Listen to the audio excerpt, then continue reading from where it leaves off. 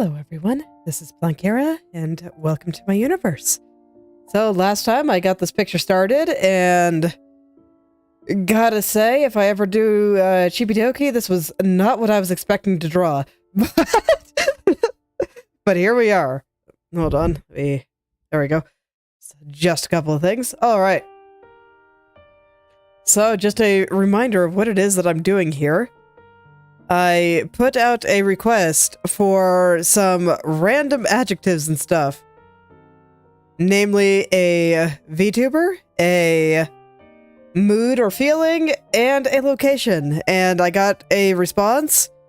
I was going to randomize the responses, but since I only got one, I just drew that suggestion. And that was Chibidoki, Deep in the Woods, and depression.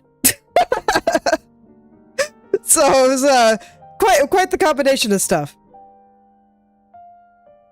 So this is what I came up with for that. I guess she's looking maybe a little bit less depressed, but it's okay. It's okay. I think it still works. So today, I want to finish off some of the foreground elements, which I really think the only thing that's left is this bird here. And then it's going to be going into her hair and fully rendering that. And then with any luck, I can get in and I can render a face today. That would be like 2 art streams in a row that I get to do a face, so that would already make this week a great week. So right now, I'm just kind of trying to position the wings where I want them. I'm not quite happy with where they are. And I've got a couple of references of crows flying here.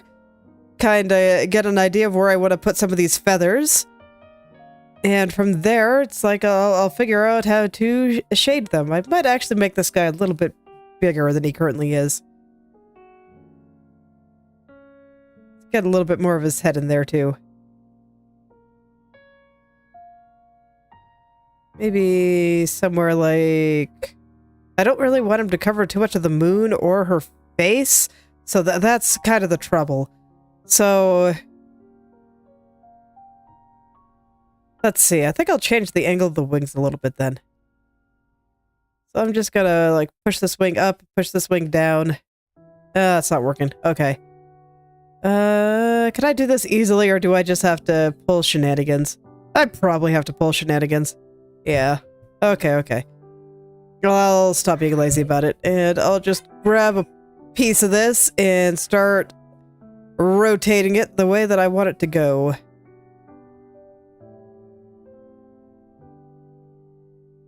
So I want to make the bird a little bit more vertical. Right now he's like almost completely horizontal. So we're like seeing the top of the bird here. And I want to see more like the side. So I'm gonna push this wing down considerably. And again, just taking a look at my references here. Kind of see how I want this to work. I think it might make more sense for this wing, actually, to just, like, go up. But I'm not sure if that reads quite as well if I do it like this. So I don't know what I want to do. Maybe I should just start over. Yeah, I think that's a good idea. Okay. Now I can kind of decide from a little bit of a saner perspective here. So what I know is that I want one of the wings kind of covering her hair. And I want the burger in its feet that it is stealing to also be visible. So with those two things in mind. And I also want it to be quite clear that it is some kind of like crow or a dark bird. So with all those things in mind. Let's see. What do their little bodies look like anyway? Man, they are such derpy looking birds, I swear. I think most birds are pretty derpy looking, though.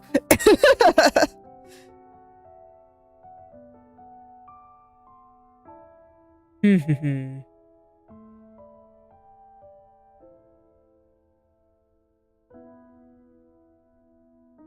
I can kind of see why I did it that way before, but I just don't really think I like it.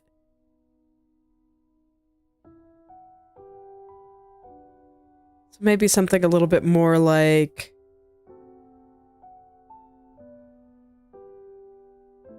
It's just kind of hard to get it into a position that makes sense while also having a wing cover her hair, but I really, really, really want that wing covering her hair.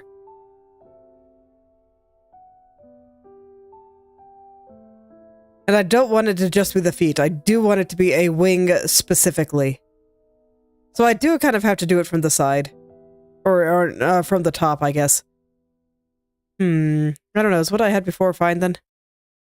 If I just back all the way up.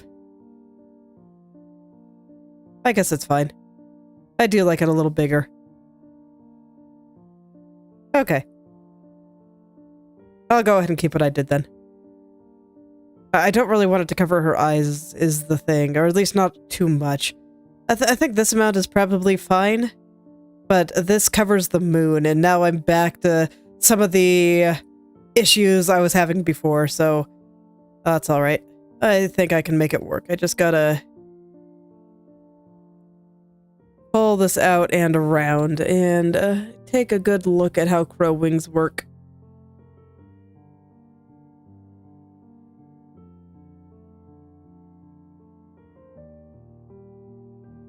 I think I can largely do what I want with them.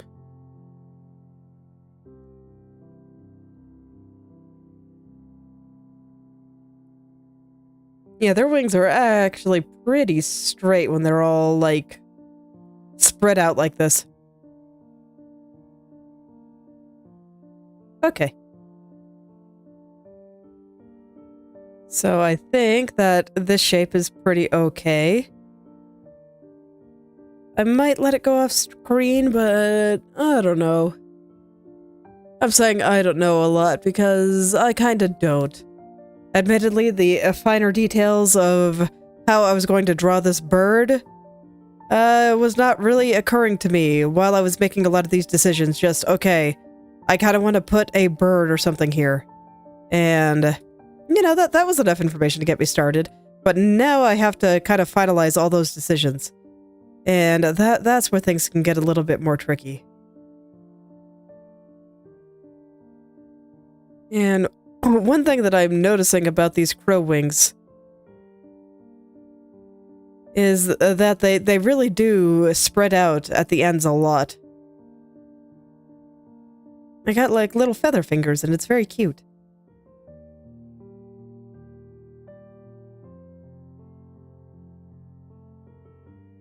So I kind of want to draw a few of those.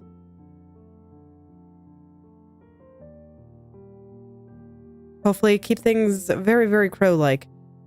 But I think the main issue I'm having here is I'm making that line very straight, whereas crow fingers are much more curved.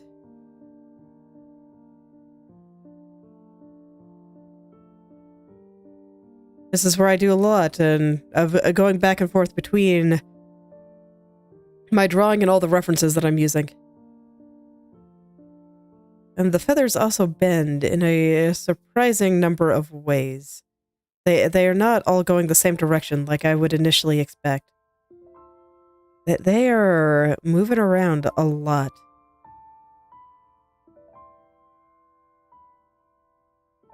And even though I'm not trying to draw an especially realistic crow or anything, I do want it to look like one, and I want to capture the essence of crows. I don't think the tail feathers are quite this long, so let's pull those back a little. I'm not going to worry about the feet for the time being. I will draw them after, once I'm a little bit more confident in the shape of the rest of the bird here. And I don't mind making it look a little bit cartoony. I think such things suit this image just fine.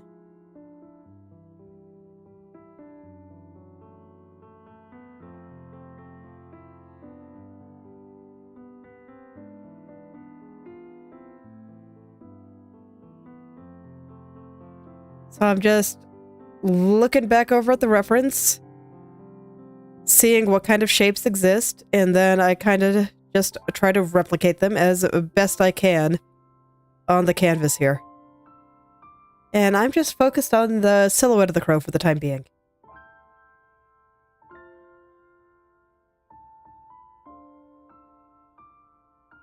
Just the silhouette. At some point I'll care about the whole bird, but right now I just want the silhouette, and I get the feeling it's going to be mostly silhouette even by the time I'm done. And let's see, I think I would like him to be a little bit... Yeah, there we go. I just wanted the wing to look like it was flapping a little bit more. Going around the moon there a little. I think I'm going to make him a little bit bigger again. Just so that this way this top wing goes around the moon instead of through it. And I will adjust the bottom wing accordingly. Because I still don't want it to get too far into her face. I think over the hair is fine, but I don't really want it to cover her eyes too much. So in this case, I'm constructing something to look both like a bird and to be an important compositional element. It must be both.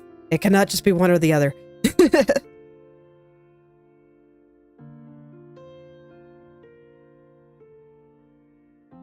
And I think you can tell that I don't draw birds very often, because, man, there's actually a lot going on here.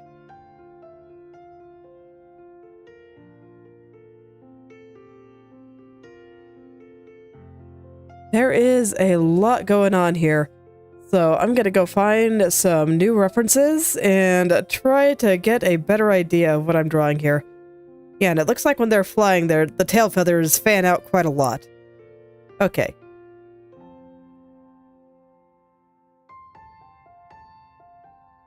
And they do indeed get quite chubby around the neck there. So I think what I have here works well. And then the head is more of a single shape that kind of goes in. There's not a lot of expanding or anything. It's just straight.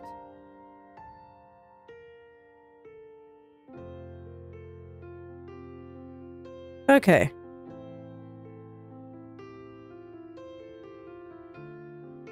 So let's see if I can get those nice feathers in. I think pose-wise, this is looking all right. Let me... Once again, I kind of want to stop it from overlapping the moon too much, so I'm going to move the tail feathers down. It's fine if it doesn't necessarily make complete sense, but I do need those feathers out of the way. I'll go ahead and draw a couple of feathers coming off the sides here, since I do expand quite a lot around there.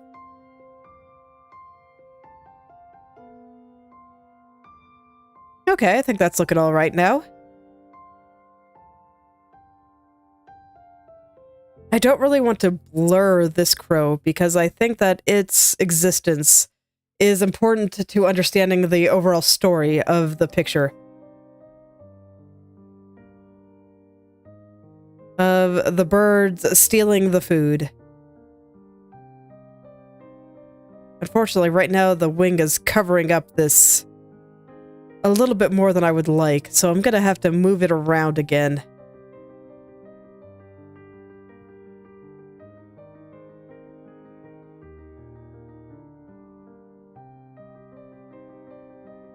Maybe make it a little bit thinner too.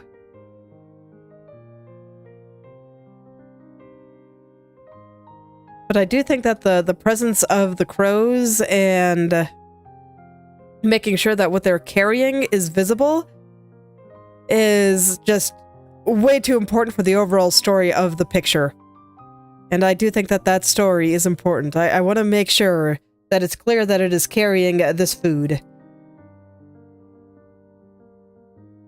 And if I can't do that, then I think that'll make the picture, like, a lot worse. Like, a lot. And then at this point, let's see, I think the feathers start doing something a lot more like this, where they're just more like little bumps coming out. So I'll draw them accordingly. I'll kind of do that on this side too. And I don't think the feathers need to be fully detailed or anything. Like if I were to light this bird, I would light it more with rim light than anything else. Like something like, just to do something quick and dirty. Kind of like this.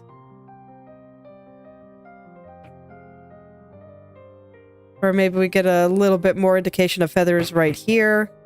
But otherwise, it's like we'd probably get a lot of the head. And then there'd be a little bit back there and a little bit through here. I don't think there'd be very much at all in the areas overlapping with stuff. So I'd probably draw some indication of feathers here.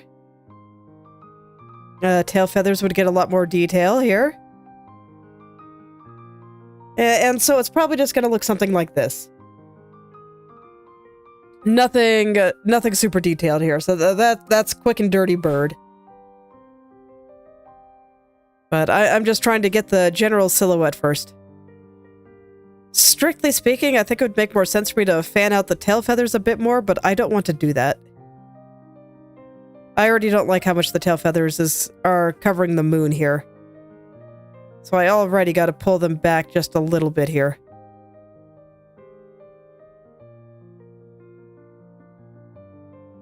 Put a little indication of feather out there and give it some feather-like texture there. And I think that's probably okay. Let me take another look at the feathers coming off the wings, because I think that here, like these feathers are going to be important, especially these ones. I think over here they're still going to be pretty important, but here especially, because they're covering part of her face. And the face is the focal point, and you don't mess around with faces. Faces have to be, like, just right, otherwise everything will look wrong. So I'll go ahead and start drawing in its little head here. Start smoothing everything out, and then I can think about getting some of the lighting I want on him.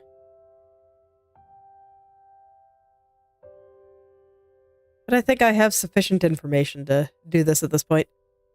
At this point, it's just about perfecting certain shapes and getting everything nice and smooth.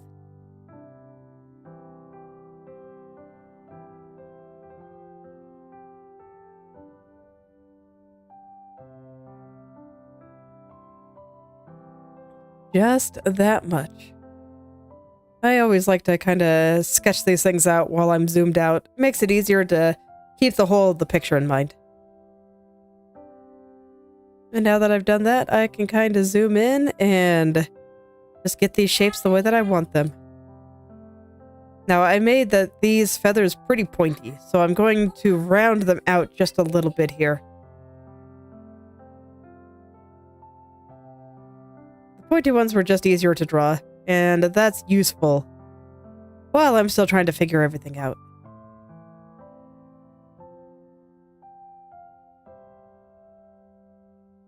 Actually, I think I'm going to put another feather in here, so I'll leave a big gap here. And then I can just plop in another feather there.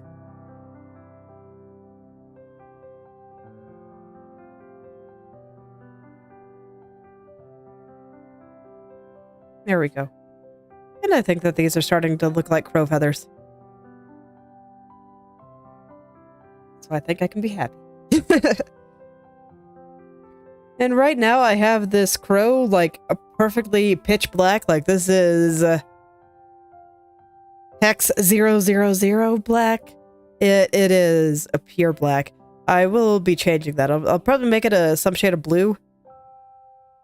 Just a very, very dark blue. But leaving things black can work, but I just picked solid black for ease of drawing purposes. I do not actually think it is the right color to use here. But it's real easy to change silhouette colors once you have them drawn. So I'm just focusing on the overall shape before I worry about the color too much.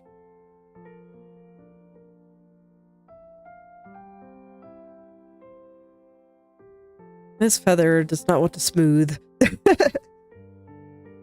It keeps putting in little blobs, and I am not a fan.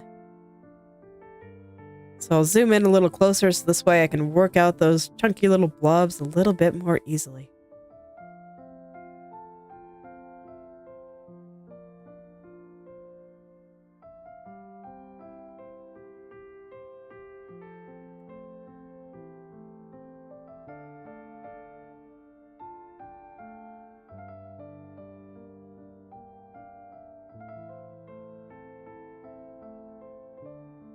Okay, and then as the feathers get further down, the angles change a little bit. They get a little sharper. So I think I would actually like to change the angle of this feather just a little bit. And I better do such things now while things are still pretty rough. I'm gonna make them just a touch longer too. There we go. So now the feathers are starting to angle downward slightly. So this one will angle a little bit more sharply.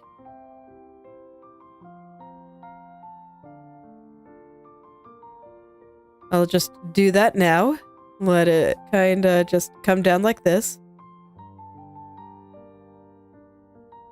And again, I don't want it to cover her eyes too much, so that is fine. I think that's a perfectly fine amount.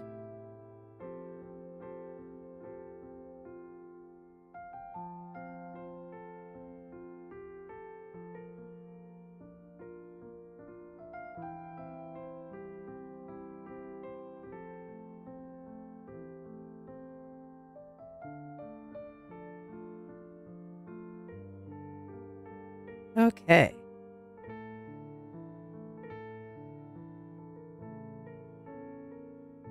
Now then.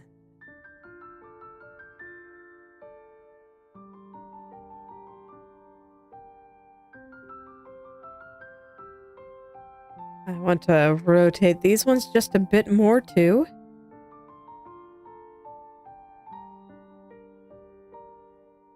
And I am just checking up with the thumbnail periodically to make sure that I still like things. The thumbnail is sufficient for what I'm doing right here. That's why I always like to have this on the screen somewhere. It's always interesting to me to look at how other artists set up their, I don't know, work area, we'll call it. Because, I mean, you'll notice little things like I don't have a big color wheel anywhere. Anytime I want to pick a color, I just come up here, and that's fine for me. And, you know, various things like that.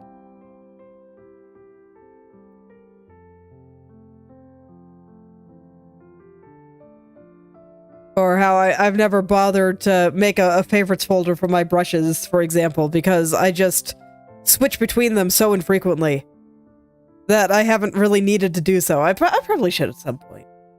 Just get in the ones that I actually use on a regular basis and make it so I don't have to scroll as much to get to my smudge tool, for example. But it's like I just switch between these things so infrequently because I'm typically just using the hard round or the airbrush for 90% of everything that I just never bothered to do it.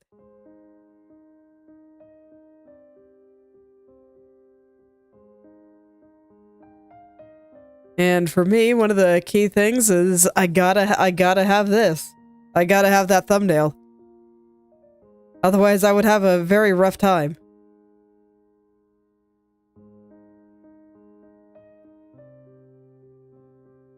Is that too much? Yeah, I think so. I don't want it to bend quite that much. I do want it to be a little bit stronger than these ones, but maybe not that much.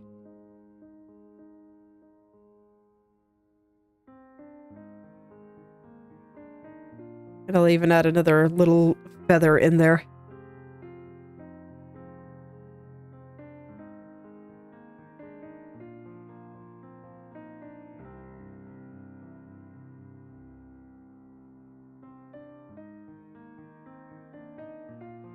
Alright, so Looks like foreground almost done here, because I feel like getting the silhouette of the crow in and just my general outlines is going to be the hard part of this. I'm not quite sure how much I want to detail the bird. I guess figuring that out might be a little bit of a challenge, but I just really don't think it needs that much detail.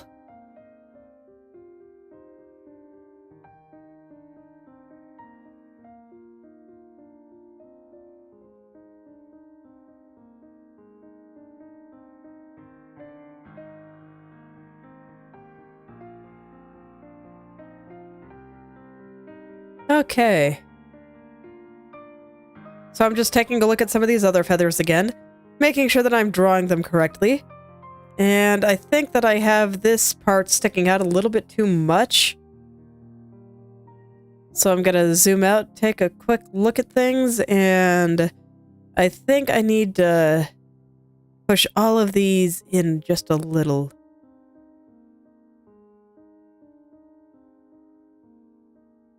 This is perhaps more than a little, but I think that's about what I need.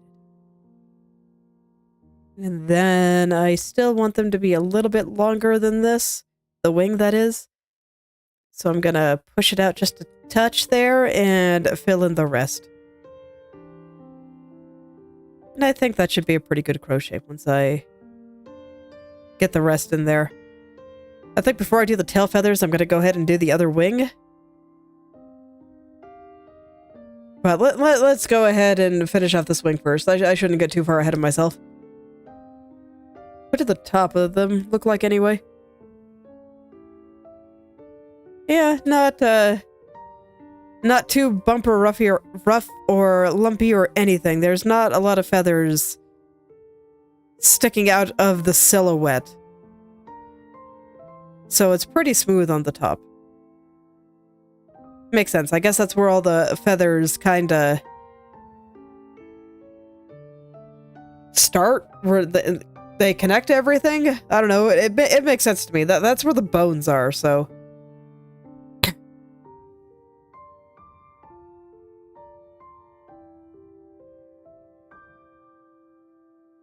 Okay. And then I think that's about right. Here, I gotta carve this piece back out again. That's okay. Shouldn't be too much trouble at all, and now everything should look much more proportionate further down.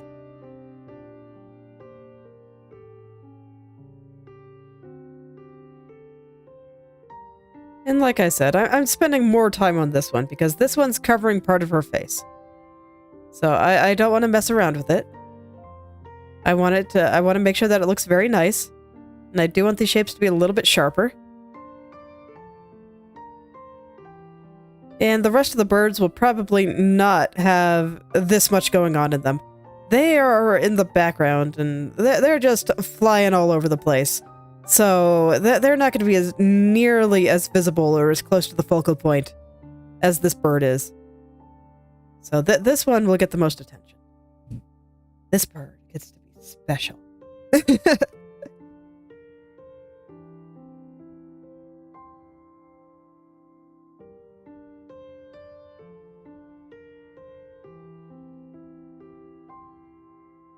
This bird gets to be very special indeed.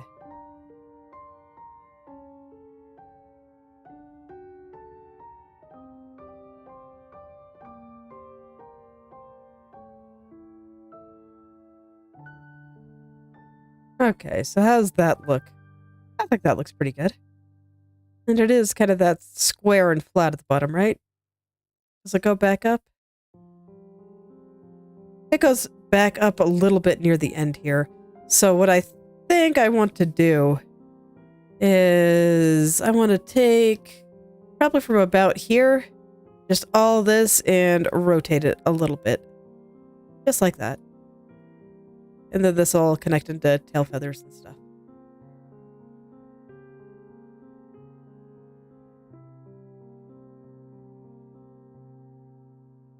Okay, I think I can be happy with that. I think that looks sufficiently crow-like. Okay. Let's go ahead and get the feathers on the other side now. Okay, so that's some dirt in the background. I'll worry about that later. I just want to get to the point where I can render a face, so... I'm actually gonna hide the background for a second. Where are my background birds? There they are. And now they are gone. Just for now.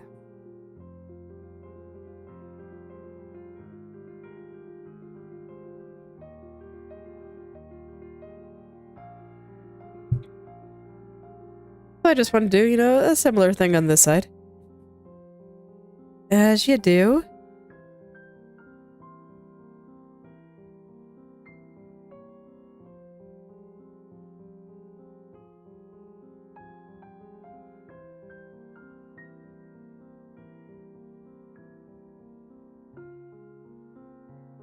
And I'm just adding a couple more feathers here as I feel the need to. I've already drawn one set, so I have a little bit better of an idea of what they look like.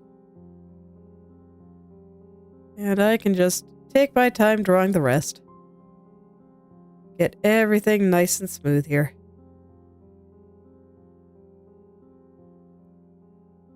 And I still just reference the thumbnail occasionally,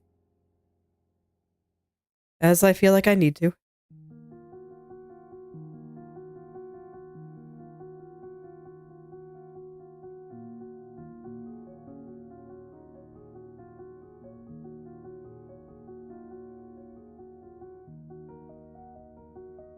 And now I'm just putting in the flat shapes again.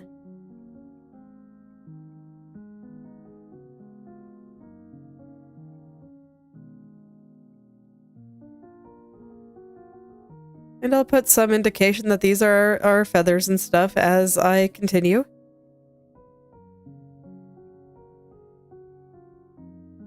As I start putting lights in, but yeah, I think that's perfect for all the darks. I guess maybe this part should come up a little. Not as much as the other one though, because the body is covering part of it this time. The body is covering part of these wings.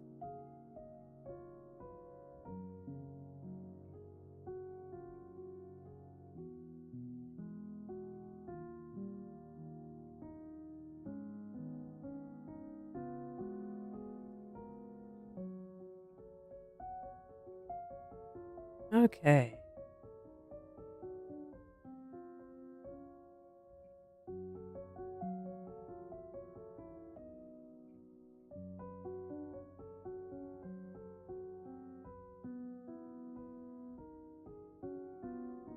Alright, I think that's pretty good.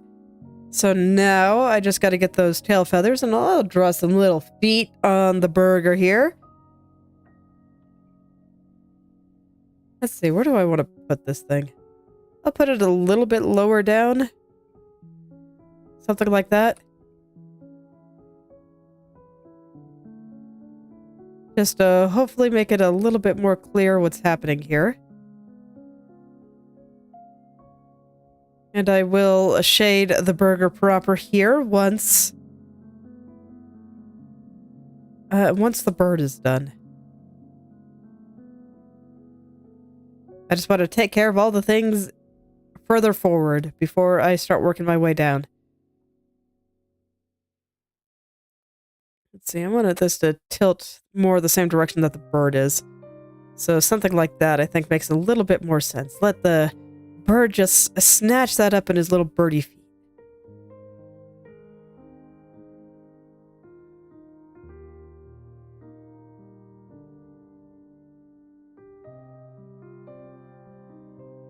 Okay, I think that should be good. Okay, let's go do some tail feathers. I think the tail feathers are going to be even easier because they're more this texture than they are this one. Like, there's a couple that got those little feathery pieces coming out, but I think that what I got here should be fine. I might even move the moon a little bit. I'm still not quite happy with how much the tail feathers are covering it. I don't know. Let me just draw the bird real quick, and then I can move him around a little.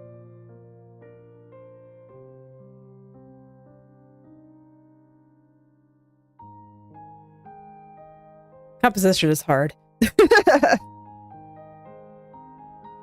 I kind of feel like that's what it boils down to. I've got a couple of contradictory goals here of not wanting to cover the moon and not wanting to cover her face, and they are fighting each other a little bit. But I'm pretty sure I'll be able to wrangle it all in the end.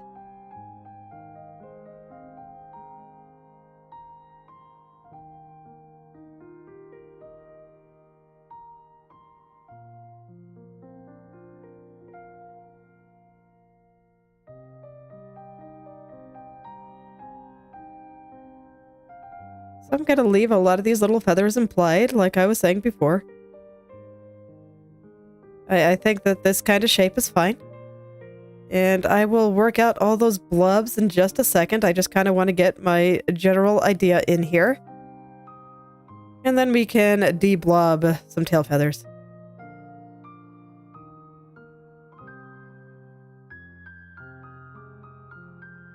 But I gotta do one thing at a time. And right now I think it's just more important to get the gist than it is to get the details. Always structure before details. Yeah, I think that looks pretty good. I think that should be fine. I'll probably give this little crow a little eye too.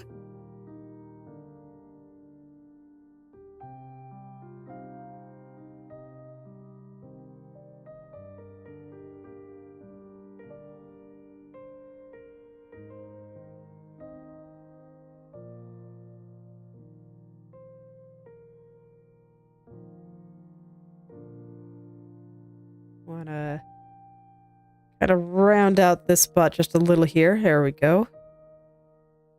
And then it's just back into these kinds of shapes again. Nice and easy. A lot of art really is just breaking down these incredibly complex things into something that's a little bit easier to understand. And as you keep practicing, it gets easier to do.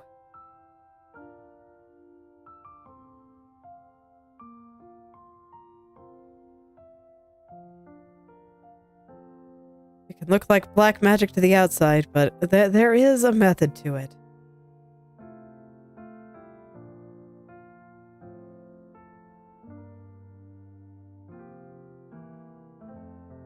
And here I'm making the ones on this side a little bit thicker than the ones on this side because I want it to look a little bit perspective-y. So as things fade into the distance, they get a little bit closer together. And in this case, there's going to be some overlapping feathers, which I will put some light spots on soon. So let's see, where do crow feet come out anyway? Strictly speaking, I don't think it really makes sense for the feet to be showing here, but I don't care. It's kind of important for the story of the picture, so I will be drawing them. What do your feet look like? Get some little talons in here. Like, what kind of toes do they have? Yeah, they got the one little sharp bit on the back and then the 3 on the front. Okay.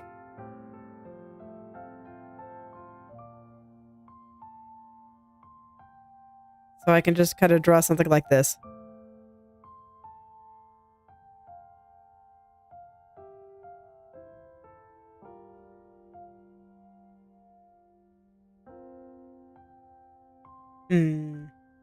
No, I don't think I want it there. That's a fine idea. I just want it to be a little bit further down here. How thick are your legs? Okay, they've got kind of meaty legs. I can... You know, maybe I should draw these on a separate layer.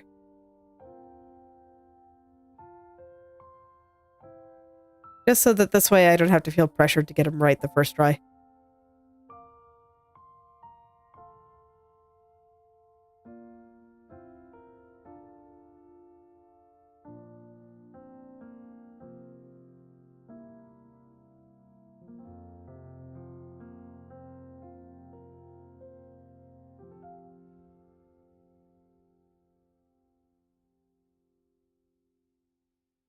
So there, something like that I think works.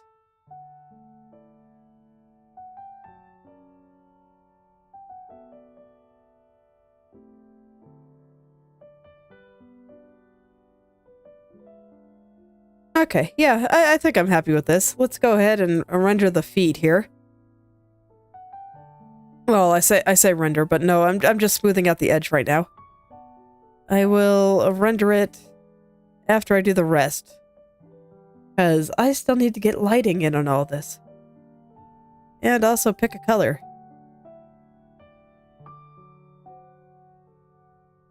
So I'm gonna completely finish this bird before I go in and start doing Chibidoki's hair. I like to get the things in the front done before I do the things behind it. That's just personal preference. But I do think it makes things a little bit easier on me, because then I will know exactly how much I need to care about the things further back. And so, for example, I know that I don't have to render this part of her hair because it is covered by bird wing.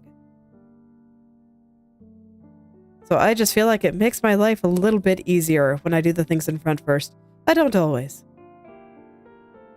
Like, this is a case where that ribbon she's wearing, for example, is covering the lower part of her face, but I'm still going to do the face first.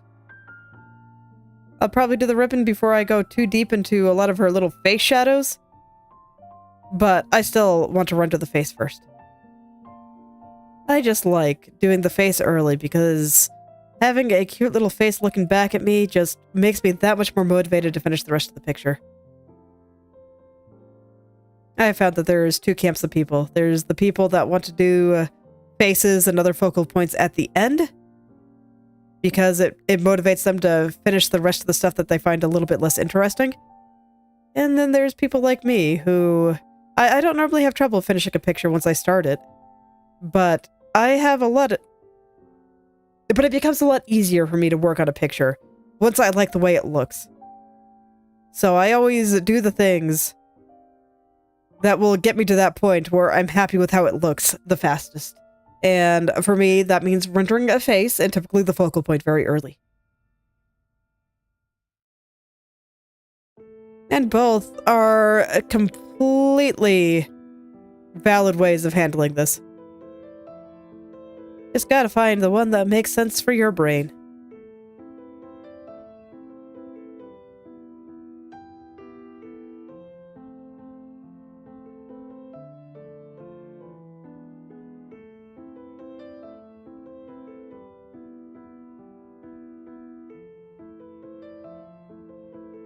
Okay, that seems okay. Let's go ahead and start putting some light on it. Actually, before I do that, I think I would like to pick the color for the bird. So... yeah, somewhere in the blues, I think. Let's go ahead and colorize this. Lighten it up just a little. I'm gonna make it lighter than I'm going to for the end just to make sure I get a good kind of cool blue that I want. So somewhere around there. Now I can make it dark again.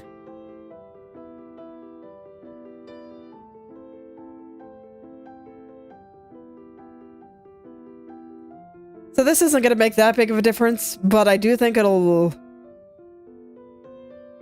how do I describe it? Sometimes I feel like when you use a solid black or white, unless it's a very, very deliberate stylistic choice, it almost leaves a hole in the picture where something just feels a little bit off. And I'm not sure how to explain it better than that, because that doesn't really make much sense, but...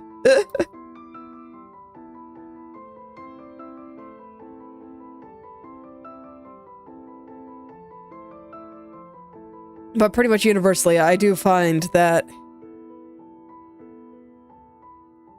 if I leave something just solid black or solid white, or my darks get too dark and my lights get too light, or that kind of thing, or neutral grays and highly colorful pieces, that it just feels empty. Like there is just this hole in the picture's soul.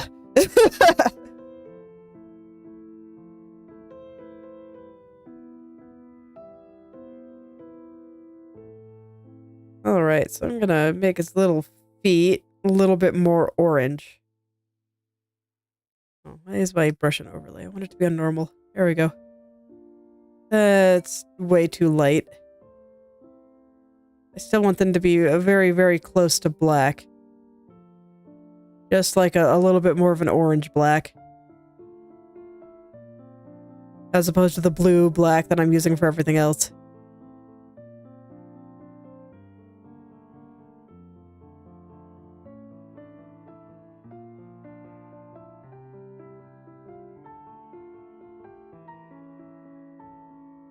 I think even this might be a little bit light. Let me take a look. Yeah, a little bit. So I'm going to darken it just a little bit more. A little bit more. Okay, that should be good. It better be, because I don't think I can make it any darker than this while still keeping it yellow.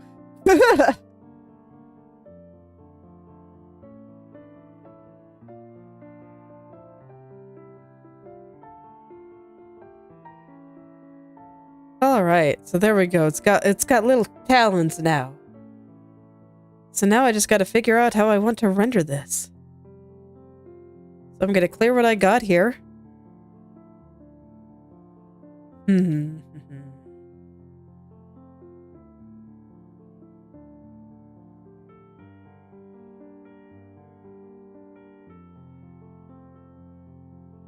I'm just gonna think about my approach real quick here. I think I can mostly keep it silhouette. I don't think he needs just a ton of detail or anything.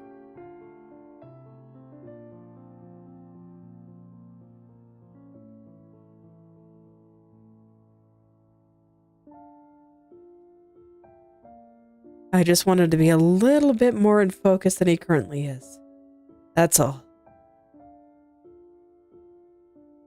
There's actually a lot of different things I could do with this if I'm so inclined. Okay, I think I'm going to start with its little crow face. So I'm going to add, like... I don't know what color I want this to be yet, so I'm doing it on a separate layer. But I'll go ahead and kind of... I'm actually going to zoom out for this. I just kind of want to block things in real quick.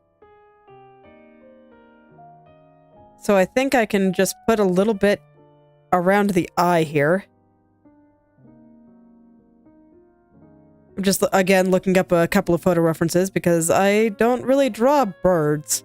So I don't quite know how light reacts to their feathers and whatnot. So this will make my life a lot easier.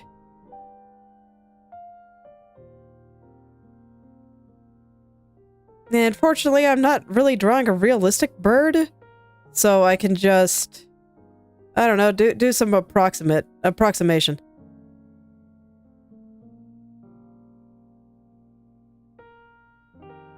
And I'll probably need a couple of different layers to light this properly, because what I want to do, I can do a quick demonstration here, is I'm going to grab my airbrush and kind of grab some of the colors in the background and just fade out the wings like this.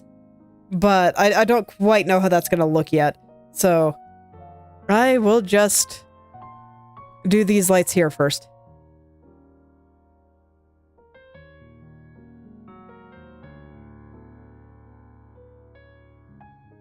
So it'll be something like that, and I'll get all those lines working together a bit better once I zoom in.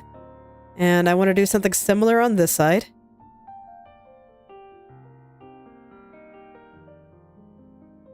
Oh yeah. You know what? I'm gonna just group all these together.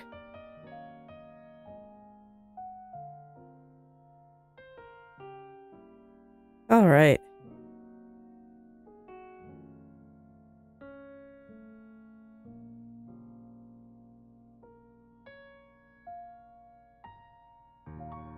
And I will almost certainly have to pick up my references again here. So that this way I understand how these feathers work. Feathers are weird.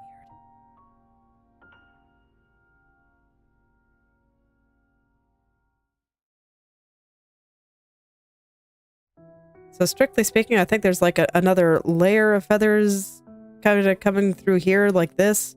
And then there's like another little almost downy spot up at the top here. I don't think I'm going to be detailing that too much. Like, this is probably sufficient.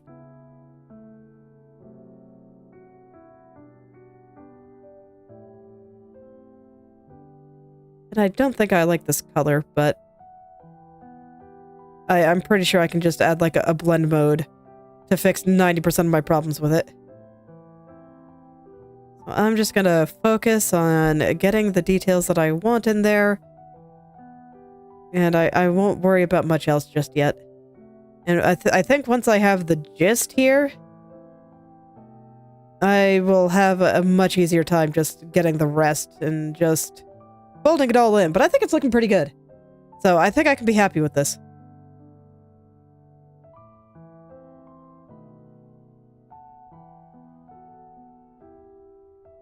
Okay. Yeah, this looks pretty bird-like, right? I'll probably lessen a lot of the lights over here. So I'll probably have it a bit more like this. Maybe this one still being strongly lit, but these ones are kind of behind Chibidoki, so I don't think that the light should be as intense there. But yeah, something like that. Okay. I kind of want to pick a proper color now. So what do you look like in like hard light? Yeah, that looks pretty good. Okay. I'll go with this. So let's get this looking nice now.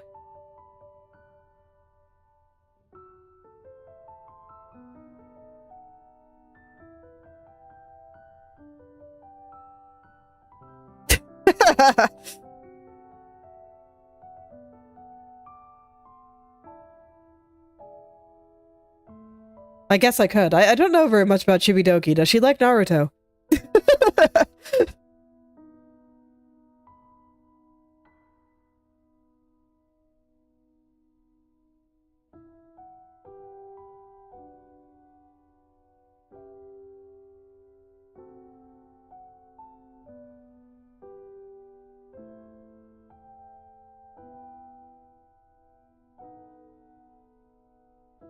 Like I said when I started this picture, I have not actually watched Chibidoki. Her has she played Outer Wilds? That's the real question.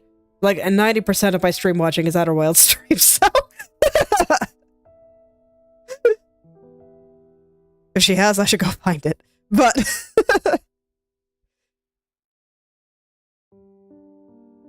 it didn't quite seem like her type of game.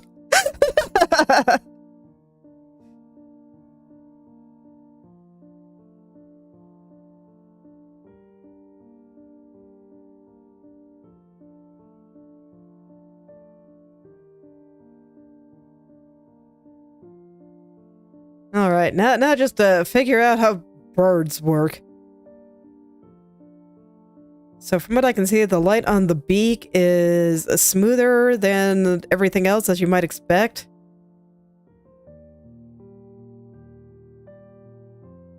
So I kind of want to get some texture in the hair. Or the feathers, I guess I should say. Oh, well, fair enough. I mean, that could happen to anyone.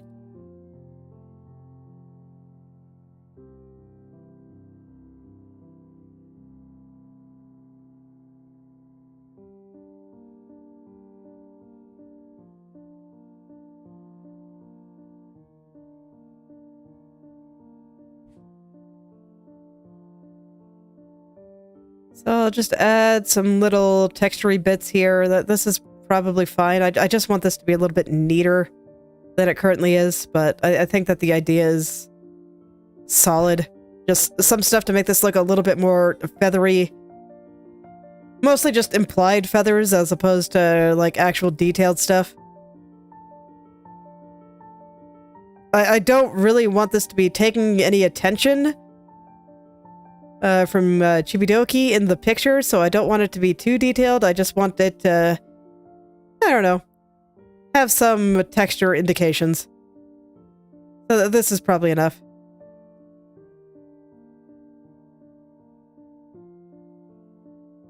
And I'll put a little eye in there at some point.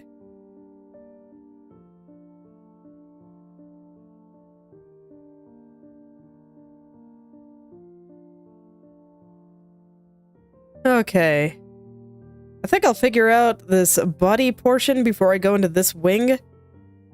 Just because where this body portion lies is kind of important. So I want to make sure that the body is divided from this wing to make sure that this wing looks like it is behind the bird. And that these are on like different planes.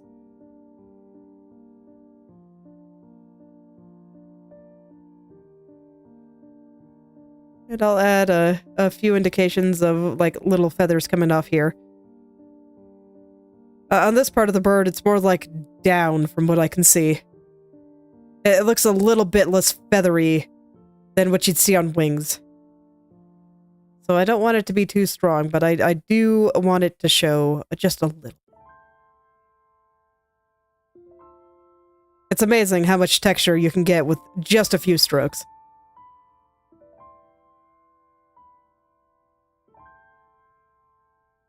Don't have to really go all out. Just gotta keep it simple.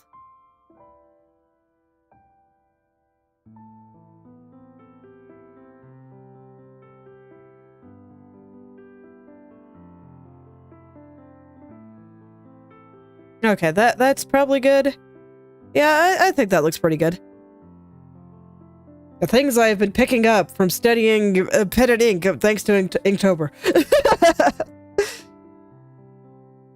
Man, someday I do want to work a little bit more on my minimalist style and use it for things besides speed paints, where I can really push how far it can go, but man, with Inktober I do get sick of working with it a little bit, so I will probably not do that for a couple of months. Okay, it is what it is.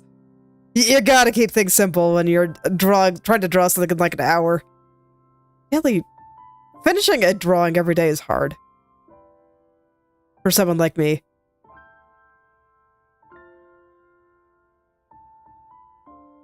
Like, drawing every day, you know, that's fine. That's easy, but finishing it in one day, that's different.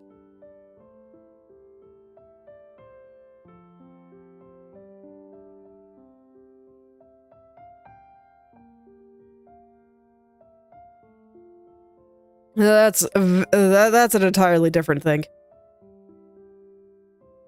I have too many responsibilities to be able to dedicate, 16 hours a day to drawing, unfortunately.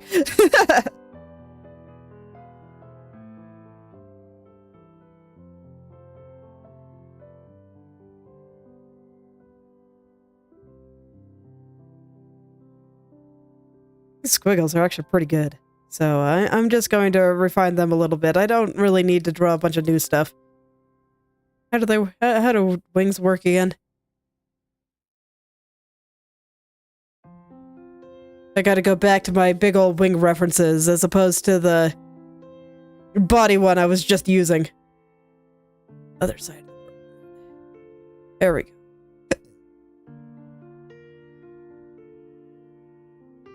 Okay. Yeah, I don't actually really think I have to erase a bunch of this.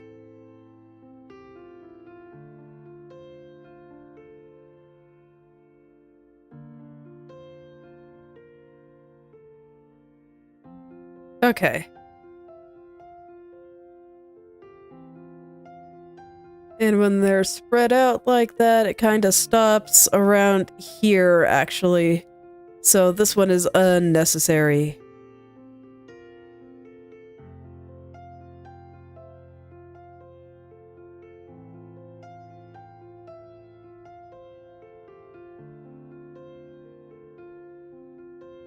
Okay, but this looks pretty alright. And then I can just kind of draw some more squiggles, an indication of feathery shapes in here, and that will definitely be sufficient for what this is.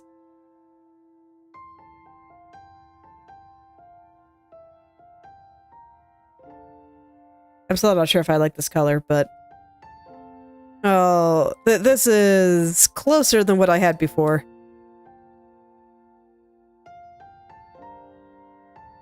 Alright, now let's start getting these bigger feathers in.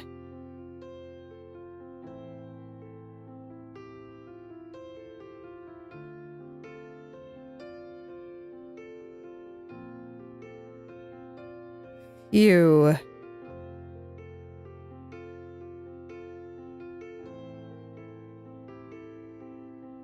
How's it looking so far? I want to zoom out and just check on things. Okay, I kind of need to fade out the light over here, I think. It's a little bit too particular, just right through here. This part I think is fine, but it's just those. I'm gotta fade that out just a little bit. There we go.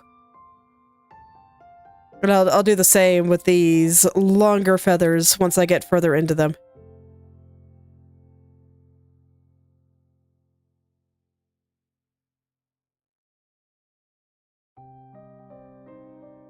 I have to keep reminding myself. It's like, I know that you are staring at references and trying to kind of replicate what you see there, but it cannot get too detailed. It can't. Otherwise, it would take away from the focal points. So I gotta keep it simple. I'm not always good at keeping things simple.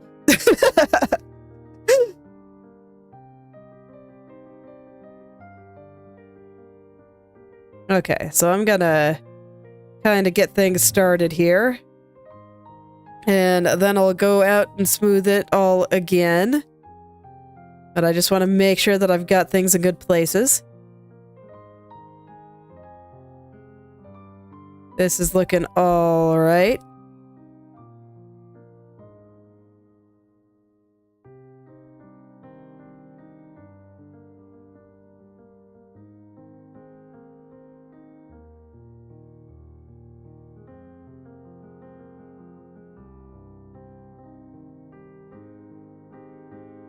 Okay, I think I'm actually just going to clear this part and draw them a little bit more accurately.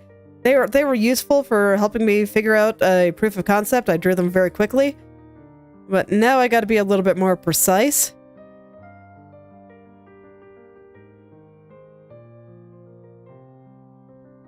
And then over here, there's the crows have like another layer of feathers here. So I just kind of want to draw a few little feathery shapes to kind of indicate that. And I'll clean that up a little bit later too, but I think that's fine. Yep, that's bird-like all right. And I will just fade out the lines kind of going in here. I do think that they have to be strong here just because the moon is right there. It is right there.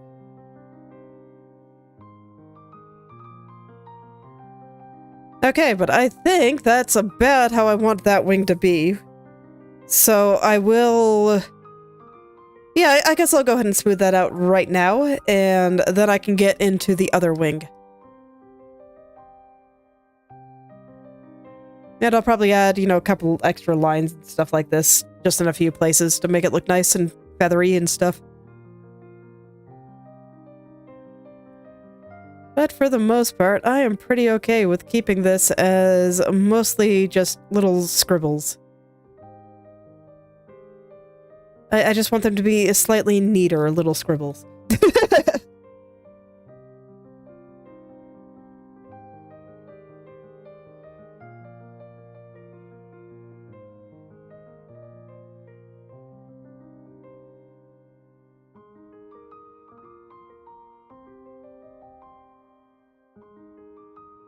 Okay, and that is good there, I think. Maybe I shouldn't have faded this part out just yet, but it's fine. I wanted to make sure that it looked the way I expected.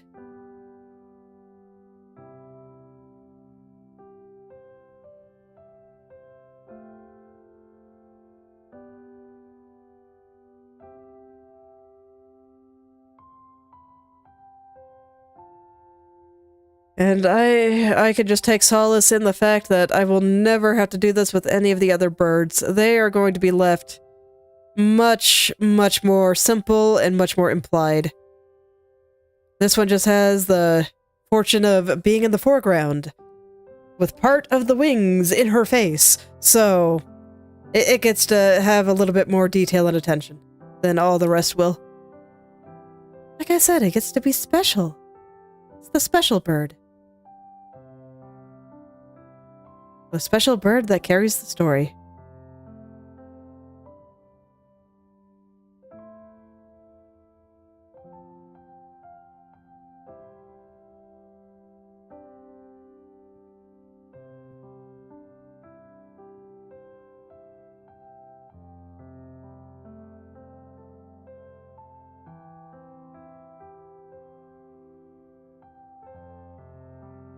Alright. So here I'm just trying to get them to be a slightly more even thickness. And then I'll just add like a few little interior lines to make things look a little bit softer. You know, just something like that. I think that's about all it needs, really. This one, I don't even think I'm going to give any additional lines. This one's kind of under some of the other feathers, so I think that's fine as is, honestly. This one will get a few additional lines. Yeah, I think this one could use them.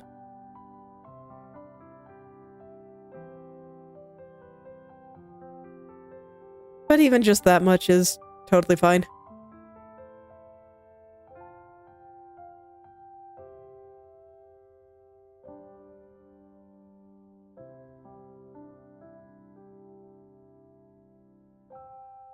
Alright, let's just finish these off, and then I will jump to the other side. And I will just finish off both wings before I do anything else.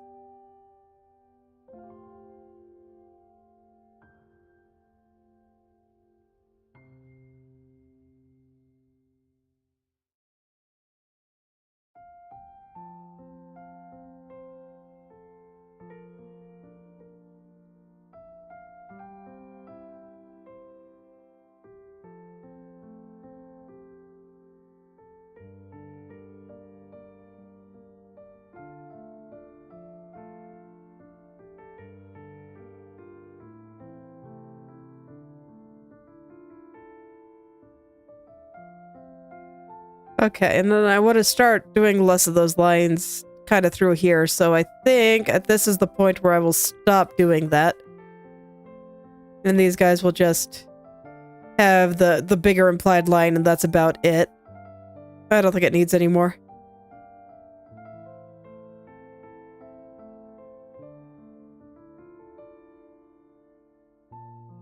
Actually, I'm wrong. I need a few. Just because the moon is right there.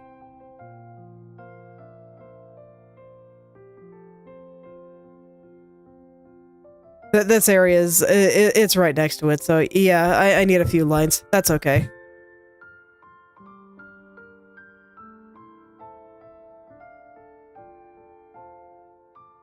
Okay, and that should be fine. Yep, that looks pretty bird-like to me.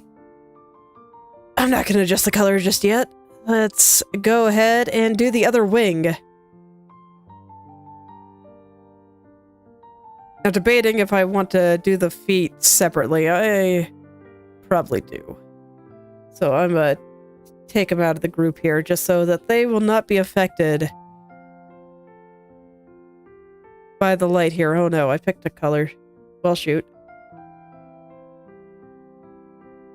Oh wait, no, that's right. I picked it from the moon, so I can just get it back there. Okay. Yay. All is well.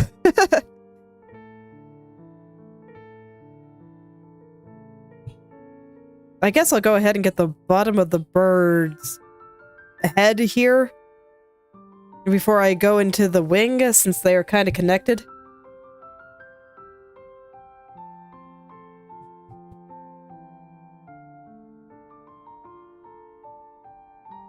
I kind of like where these lines are, so I'm just going to kind of smooth them out a little bit, make them look a little bit nicer, but I don't need to erase them. I think that they look pretty okay. This side won't get as many little lines.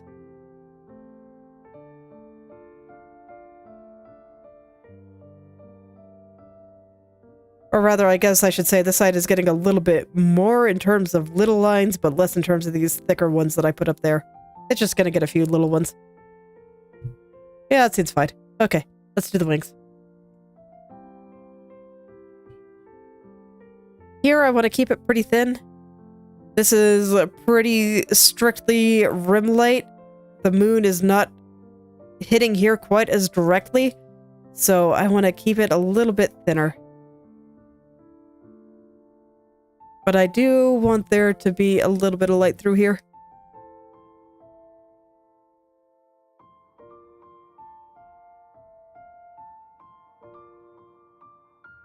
And I'll just let it kind of taper off over here. And there just won't be as much going on here. This is super messy, so I'm just going to erase it and do it again.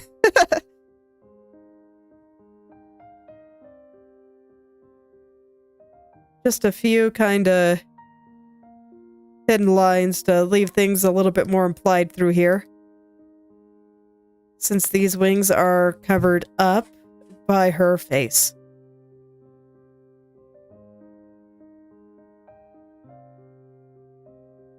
The big thing is just that I want to make sure that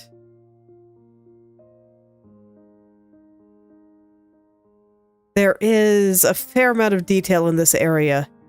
Because this is the area by her face. This is where I want all the detail to shine through.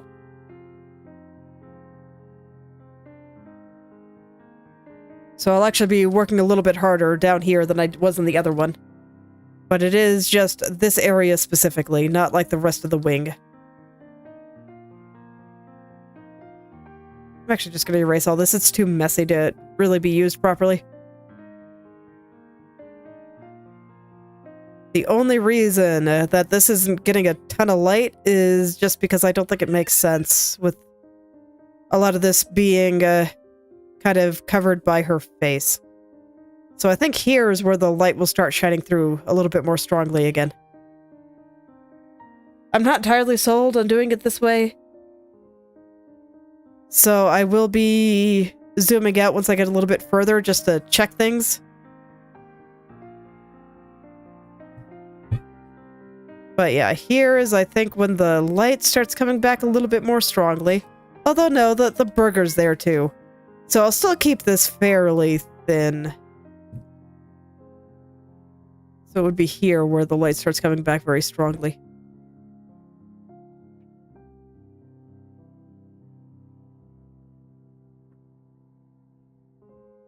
And I'll thin it out a little bit more here again.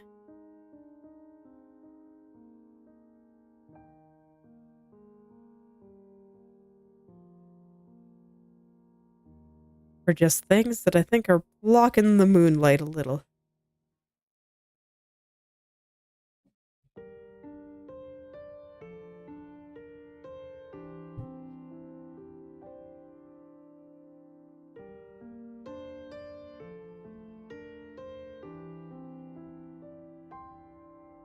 Yeah, that seems pretty alright to me. Let's just make them look a little bit nicer here.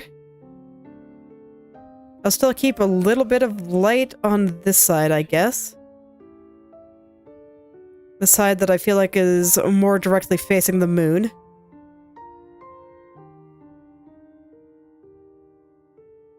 Should keep things a little bit more interesting.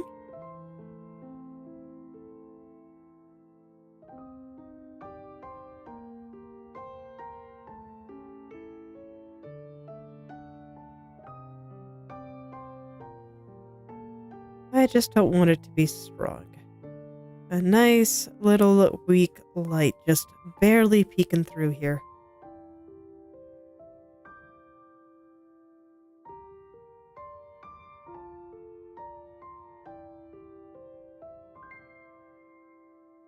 Alright, let's make this look a little bit more feathery now. So I'll just add some more little lines coming through.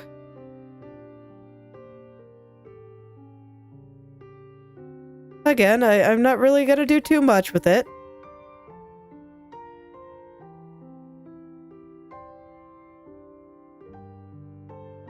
Just want to keep it simple, but I also want it to look a little bit more textured than it currently does. That's all.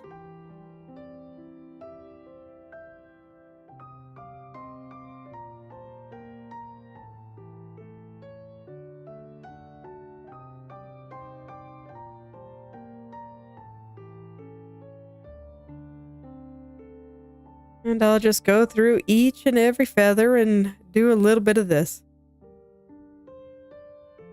And I think that will be more than enough to make it nice and feather-like. And I'll make the lines a little bit thicker right through here, just to make them look like they're being lit a little bit more strongly.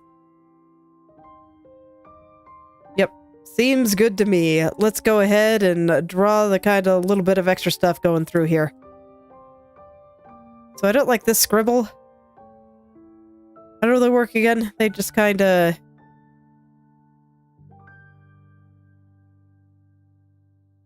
do some stuff like this, I guess. And then kind of fade out over on the side here. And then there's like a second layer. That kind of sits by these. And I don't think that layer is going to be very strong here, so I'll go ahead and just draw a bit of it over on this side.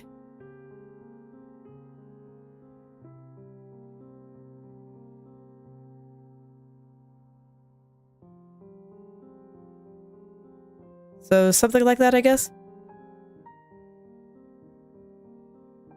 Yeah, should work. Let's go ahead and make it a little bit less scribbly, and I'll take away some of the lights here that are going to be hiding underneath.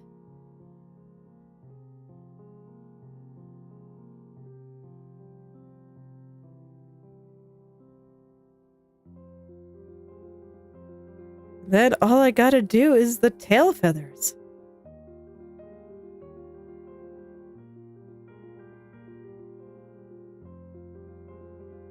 So I'd say overall things are going pretty well.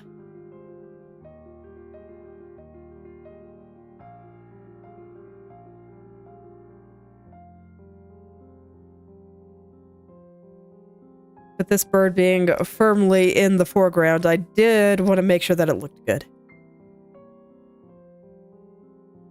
So I think I've succeeded there. I like the way this bird looks.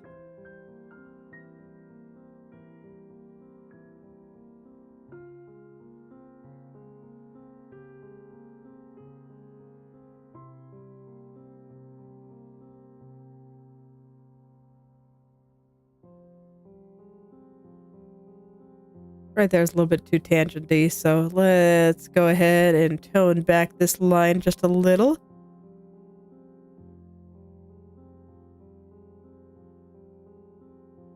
Okay, and I think I'm still on track to make some pretty good progress on the hair too, so that's nice. We'll see if I'm able to finish it today, but to be fair, I feel like feathers are kind of hair adjacent, so it's only natural that they're a little bit time consuming too.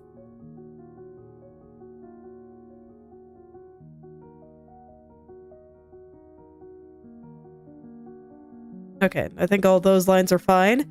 So I'll just add a little bit more feathery texture here and call it good. Okay, I think that's good.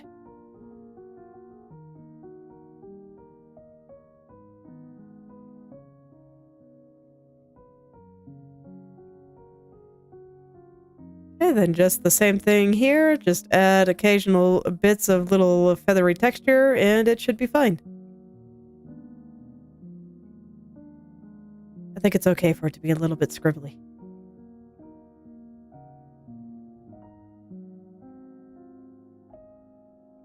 But just this part.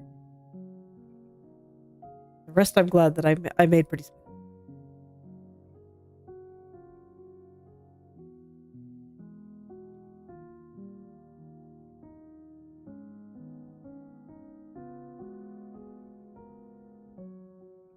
Okay, yeah, seems alright to me. So I guess all that's left is the tail feathers. And then the feet. Alright, let's go.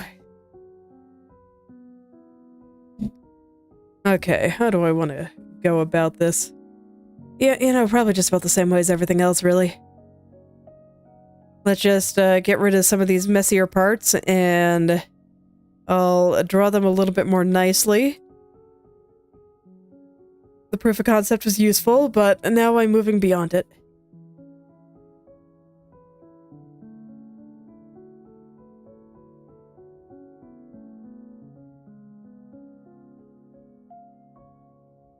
Just gonna erase the whole thing. I don't like any of it. Okay.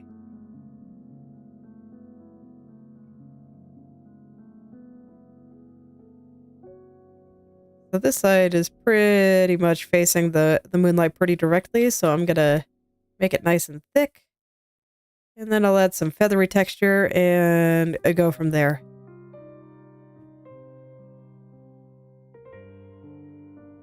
Gotta find what I like the look of here.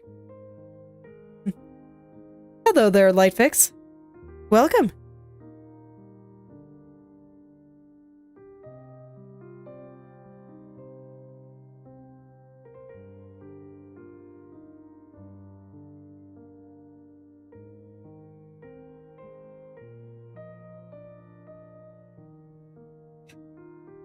I mean, I say hello whenever I see the message. I do my best.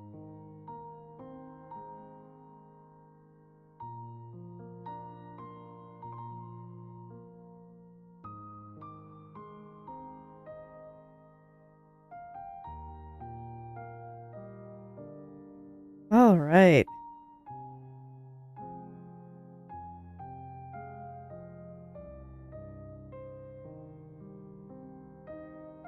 Sure. What you got?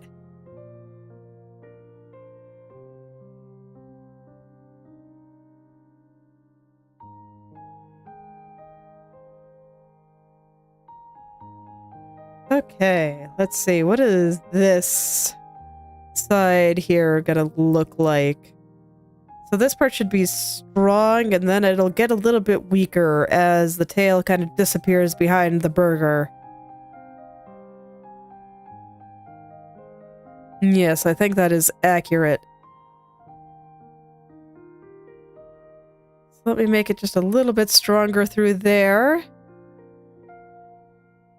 And then I'll make it a little bit weaker as it gets just in this area. Let it kind of taper off a little bit nicely. Hello there, lady. Welcome.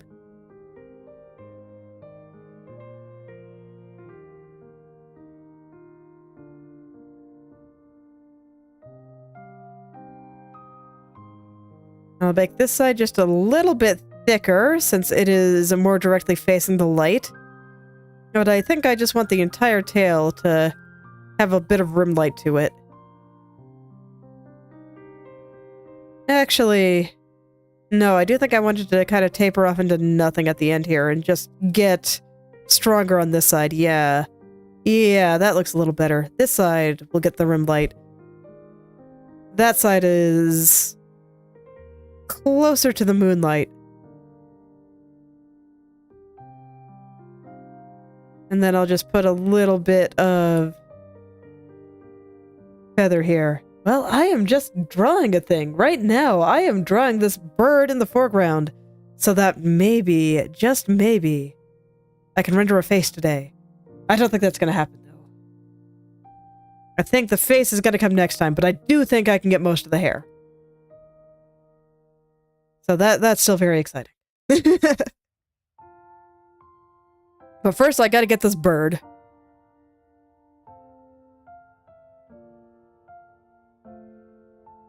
The bird is an important element to the overall story of the picture, so I'm making sure that it looks really, really nice.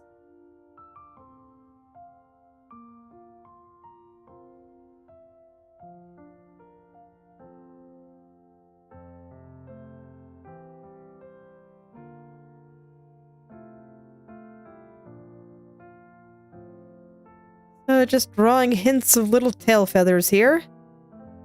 I don't think I need more than hints, really.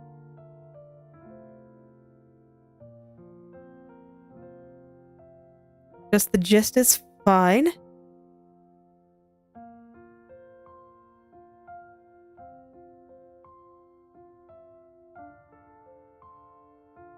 And I do want it to be a little thicker on the side that I feel like is facing the moon.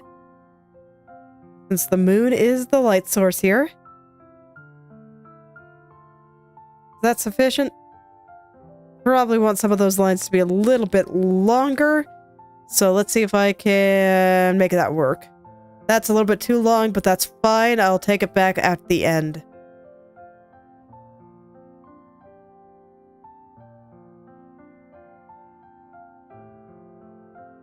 Tracing lines is harder than it sounds sometimes. Especially when you're just doing a quick wrist flick. I'll have to correct some of them, but that's okay. I can do that. And I think those ones are fine. Okay. Bring these back as I want. Okay. And now I can just get that little feather texture back in.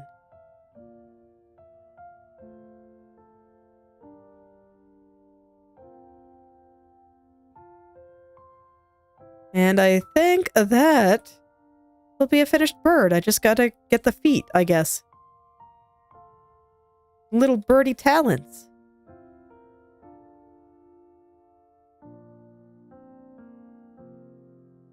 And I'll add a little bit more feather texture to just right here. It's looking a little bit lonely.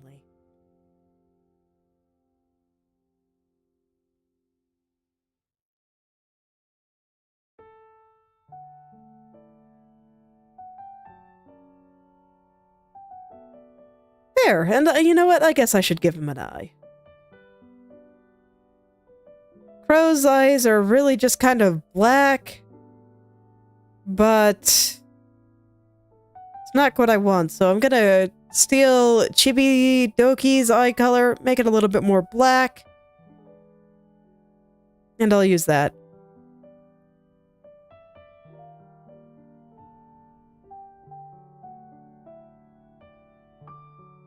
Oh, I'm drawing on the wrong layer, that's why.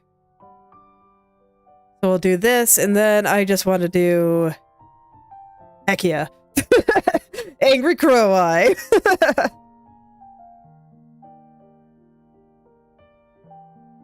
And then I want to take the highlight color, which I might change, but it's fine. And I just want to add a little glint. And then here, maybe a little bit more feathers around the angry eye.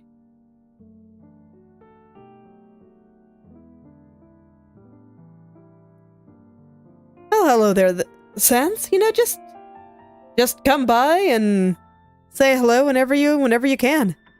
And I am using a Wacom Intuos Pro. It's in the description. Ah, I see. Well, hello again. And yes, I'm using a Wacom Intuos Pro. It's in the description. I put all that information out there. Alright, now we got a crow with a slight angry eye, and I think I approve. Okay, I think that's a pretty good looking bird, so I'm happy. I'm gonna leave it there.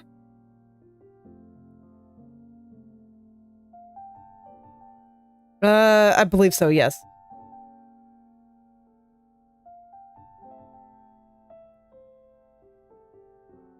Alright, and I did look up the way crow legs look, and they are also a bit feathery.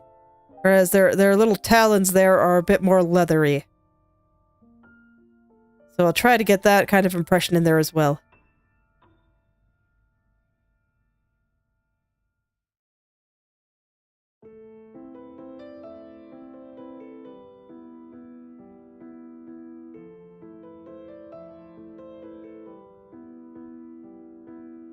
So I'm just drawing the light directly on the layer. I probably shouldn't, actually, since I was thinking about changing the color. I should do that first, huh?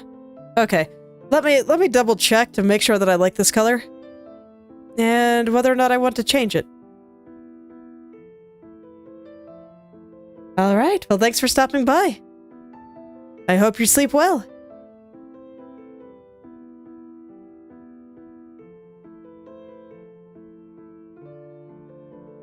Alright, so let me perfect this color here.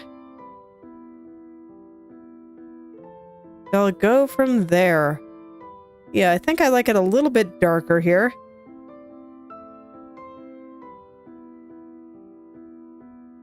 Okay, yeah, I think that looks pretty good. And I will grab that color. Maybe I should give myself a swatch, just so I don't have to grab it all the time.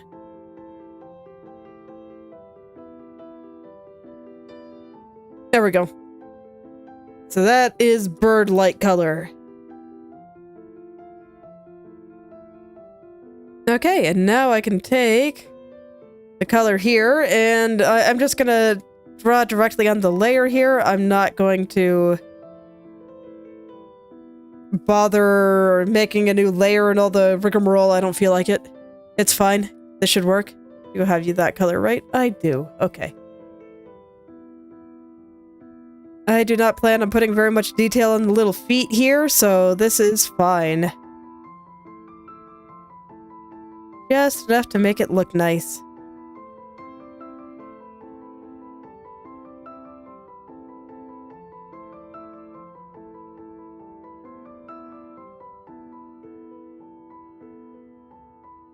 And then I don't think that this side needs any light at all. So I'm not going to put any there. I'll just put the slight hint of the kind of leathery texture I was describing, and a slight hint of the feathery texture on the legs themselves. And I think that's enough. I do.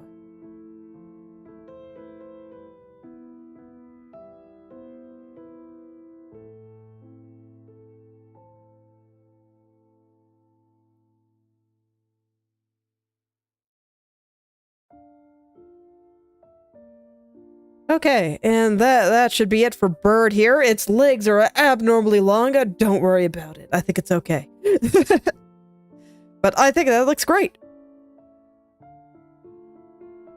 It's maybe a little bit of a small crow, but you know what? That's fine. That's why it's got to eat all the yummy food and get big. Little crow for a little VTuber. So let's go ahead and draw the food. I'm just gonna draw the entire thing on one layer here. I'm okay with this. And I will just shade it via a multiply layer.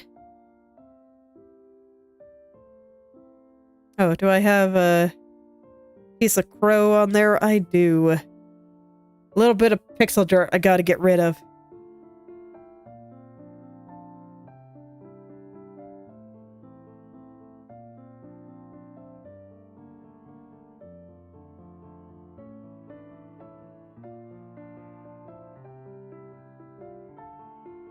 Okay, so I'm just kind of smoothing out the edge here. This is another case where I should probably look up what burgers look like, just to make sure I draw accurately, but you know, it's all good.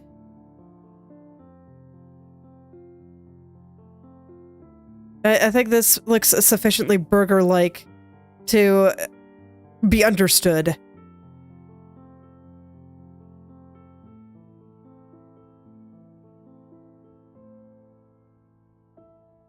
And that's the important part here. I just gotta make sure that everything is clear enough to be understood.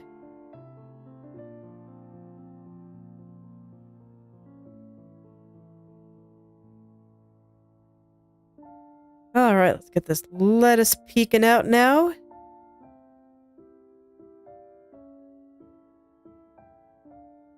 Okay. I think I'm gonna make the bun color just a little bit lighter.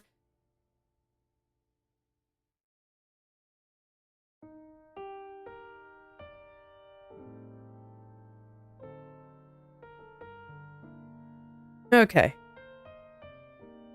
And then I'll just clean up the edges a little bit. Selections do tend to leave the edge just a little bit choppy. So I kind of want to fix that up. But besides that, I think that's looking pretty good. And then I'll just go ahead make a group for it, and I will light it this way. Okay.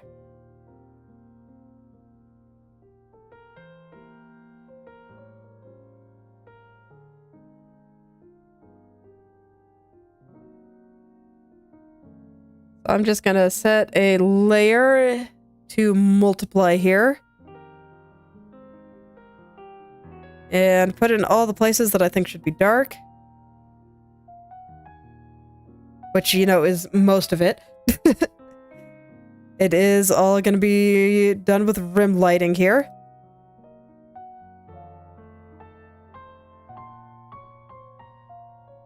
Now, what do you think? Should I make this a sesame seed bun or just a regular bun?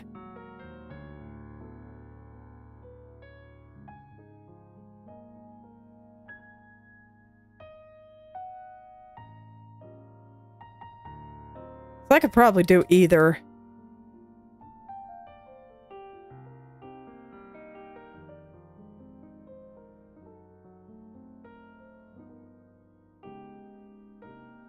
And I'll put a little bit more darkness out in the side here. Okay, and I want a little bit of dark just right here. A little bit of cast shadow from the cheese. And just a little bit separating the lettuce and the cheese here. And the bun and the lettuce. Okay. Now I'm going to do the same thing again, except in more key dark areas. So, like, I want the talons to look like they're really digging into this poor bun here.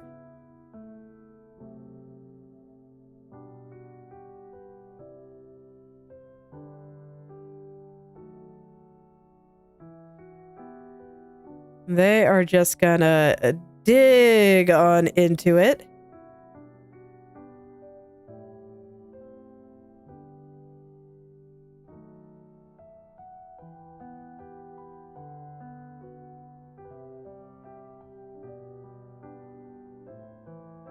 And then I want a little bit more like cast shadow from the crow itself.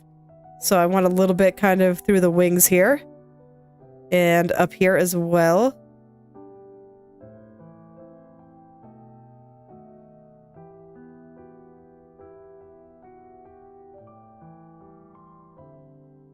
And then a little bit kind of separating some of these ingredients too.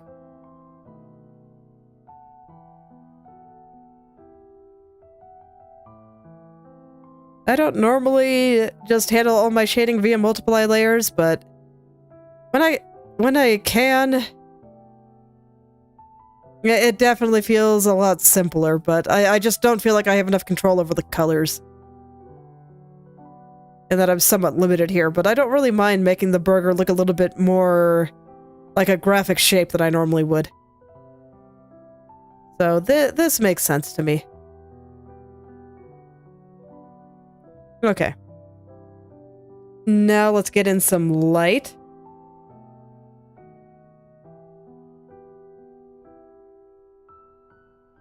And then I'll take a look at it and see if I want to put any sesame seeds on the bun. Oh, I don't have these clipped. I should.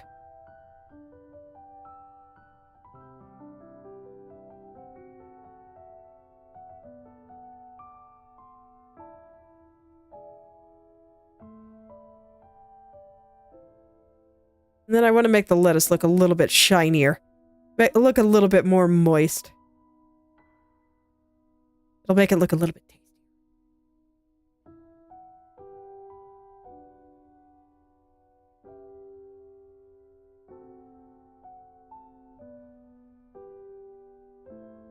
And then just a little bit up there, where it's getting hit by the moon more directly. And I think that looks pretty good.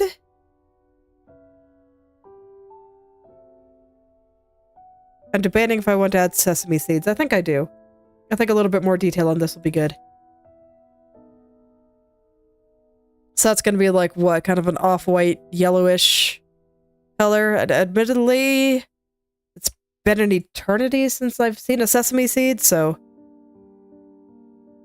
But it's fine. I'll still just go ahead and draw it from memory. I don't think it's an important enough detail to warrant spending 5 minutes looking up a reference and copying it. So I'm gonna just draw some dots.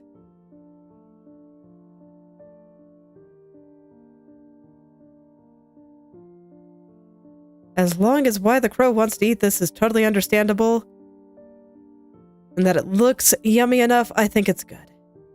Let's see, I think a few more should come down here.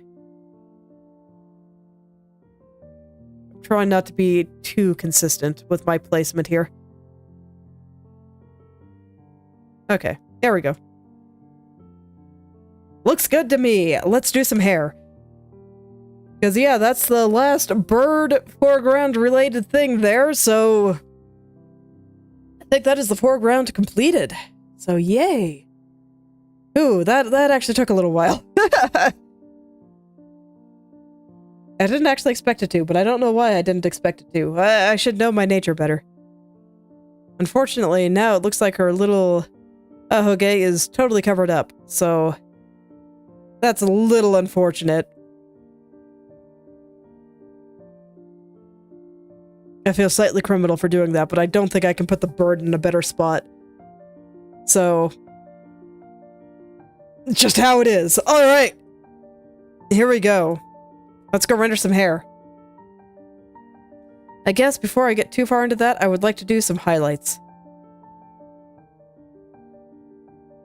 I like getting the hair highlights in before I fully render things. I don't know why, but I like making sure that the hair will look shiny enough once it's done.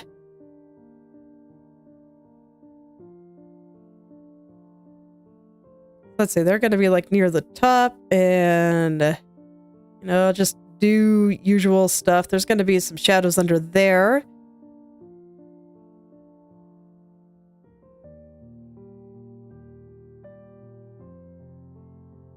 Hello there, Blood Bullet.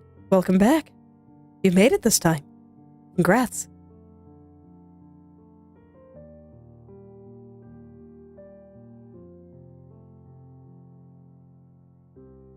And I'm just plopping it all a little bit higher up than I normally would because my light source is the moon.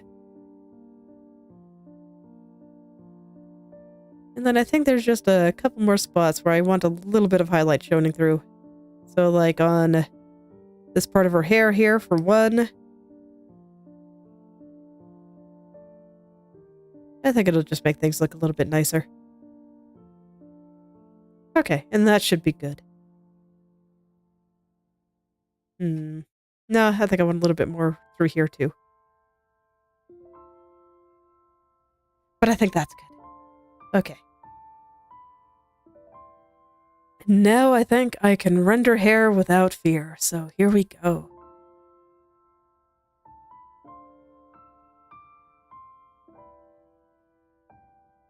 I already smoothed it all out last time, so I can just get right into the colors, except I can't because I accidentally drew without locking the layer, so scary. But I noticed quickly enough that I could just undo everything and all is well.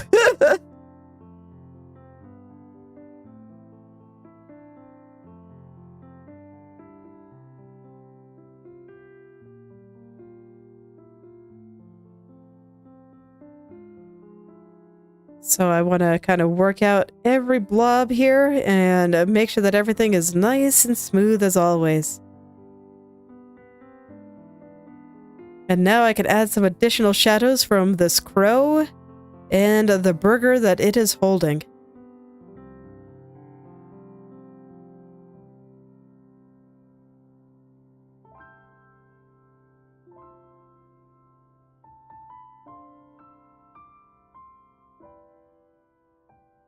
I'm putting them a little far away just to make it look like the crow's getting some distance there, but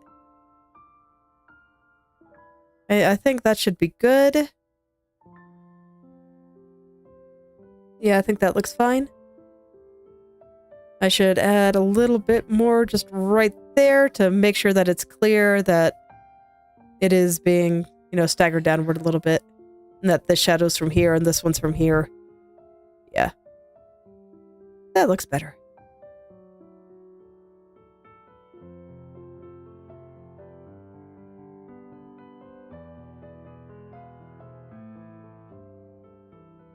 Okay, so this is just a matter of smoothing out everything that I've already drawn.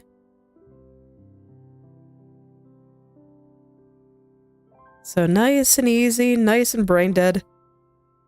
Man. Now that my mind is starting to get into the rendering wander, I'm just like, I'm looking at this background and I'm just like, dear Lord, I'm gonna have to actually refine that someday. Send help. That's gonna take a while. I wouldn't be surprised if that was the most time-consuming part, honestly. It's like, right now I have it as a pine forest, but maybe I'll make it a leafy forest instead. I don't know. I don't know. But we'll see what happens.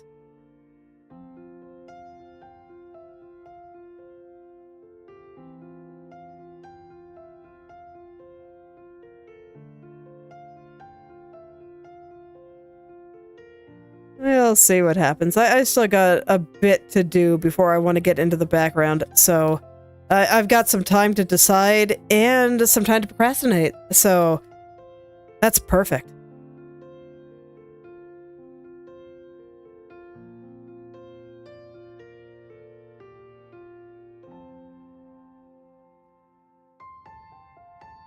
But it's funny, I've been discovering via Inktober shenanigans that I definitely do prefer drawing scenes to just individual characters at this point.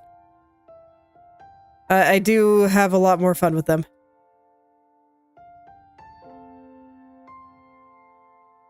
So, don't worry. Even though I'm terrified of drawing that background, I think it'll be a good time. And I don't know. I just like what backgrounds can give you. It can make things just so much more atmospheric, and it's great, and I really enjoy it. And that burger is super messy. I'm actually going to straighten that out a little. So if I do more dark here, and then just smooth this out a bit here. So I will fix that up. Well, good. I'm glad. That's kind of the idea. I want to make it quite understandable for why this crow would like to steal this food. So I hoped that it looked at least a little tasty.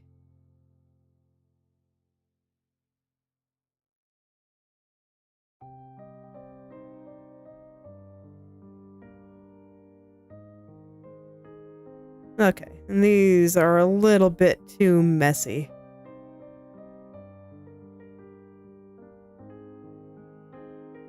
I think it's fine to just leave them as tiny little shapes like this, but I don't want them to be quite that messy.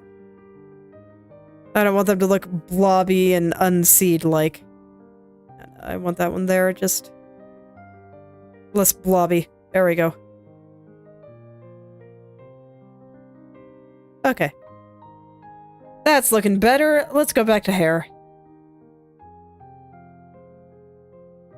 And actually, while I have this purple here, I'm going to go ahead and add it to my swatch.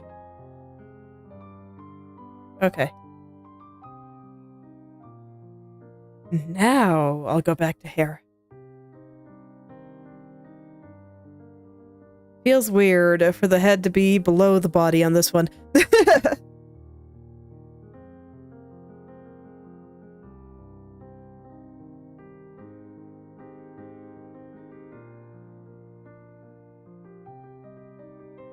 Just noticed a little curve here that was not to my liking, so I figured I'd go in and fix it.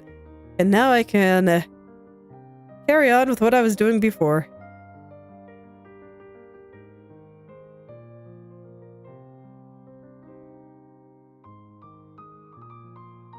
My day's been going pretty good. I just, you know, spent a while working on that bird, and now I can get into the character.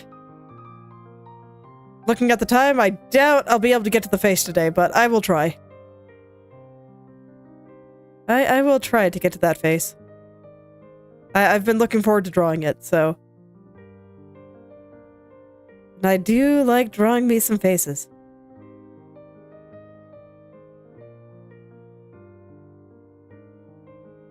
It's fun. Faces are just so wonderful to work on, in my opinion.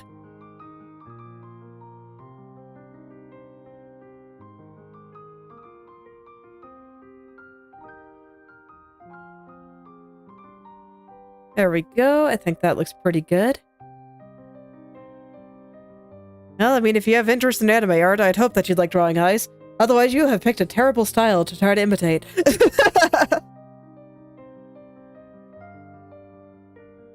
Anime girls are probably like, I don't know, 80% hair, 10% eyes. So...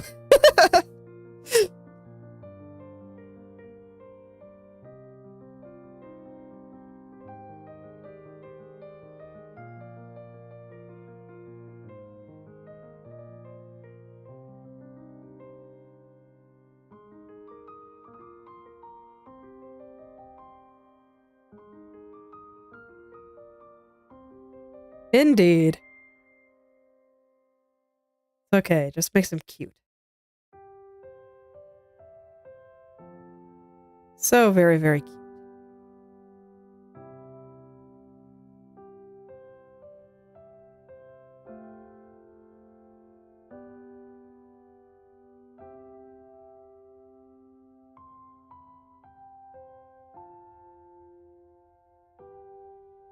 Phew. Alright. I just want to get this little curve looking just the way I want it.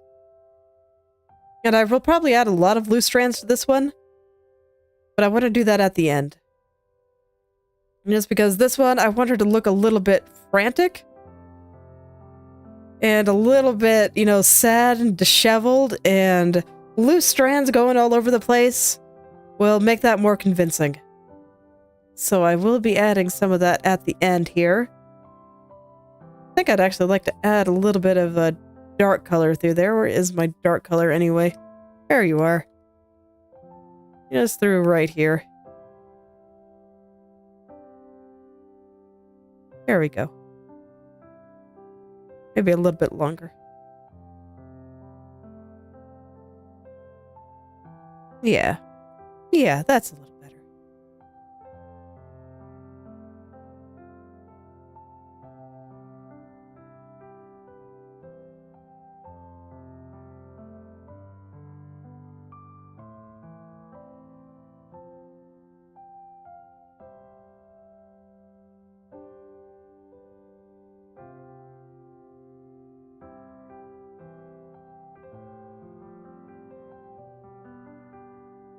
Okay.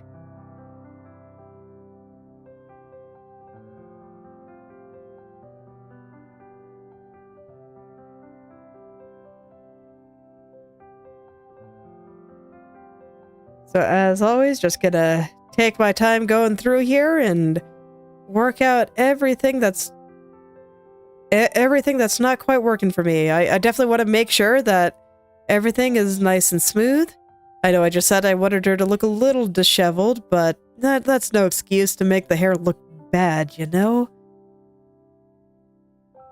So I'll still be taking the same amount of care as usual to make sure that everything is nice and smooth and pretty.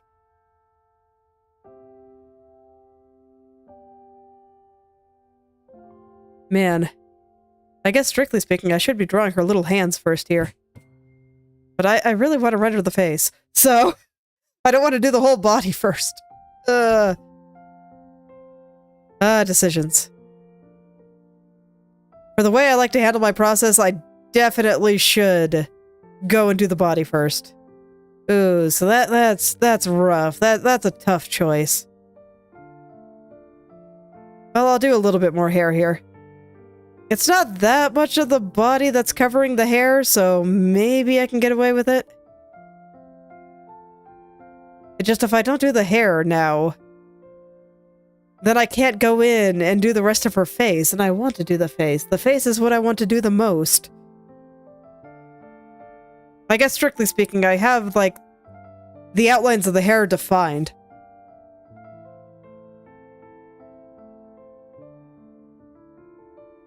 So I could just go and do the face now.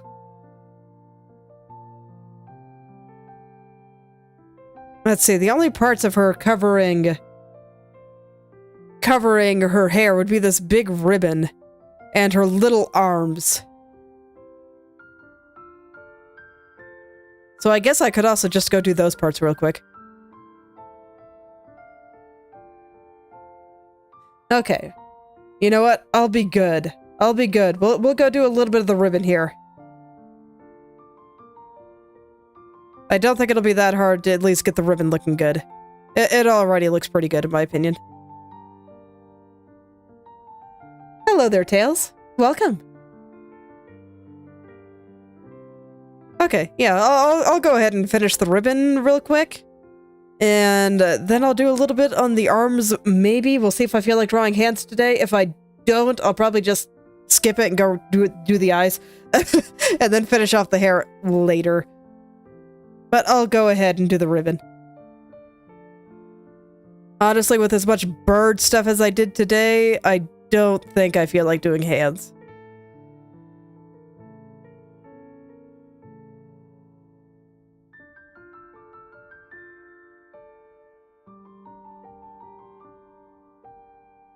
Because drawing birds was new and exciting enough. And trying to figure out how chibi hands work, well, that sounds like that'll be an adventure for all on its own.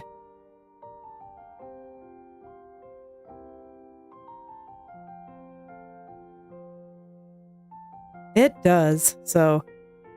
yeah, I think I will just do the hands on another day. Oh yeah, I like the bird. Bird is great.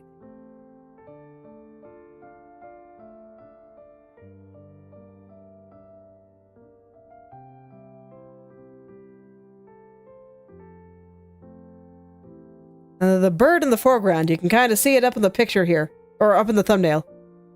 I'll zoom out momentarily. Let me just kind of finish up the ribbon here.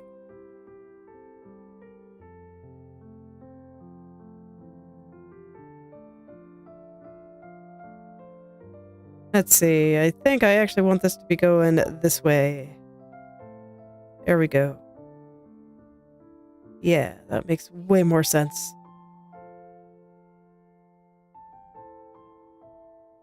I don't think I want this part to be quite so thick. There we go.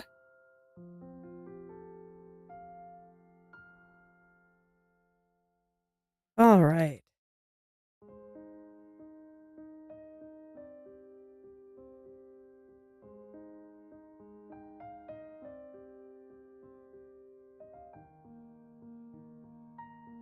I just want to make sure that I get this shape nice, because I think this ribbon is a pretty important little piece. So I'm working hard to make sure all the details are just how I want them to be. They got to be just right.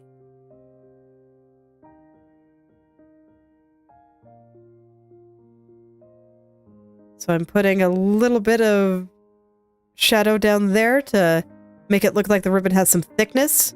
And it is not just thin. And also make it clear that we are seeing it from the bottom here.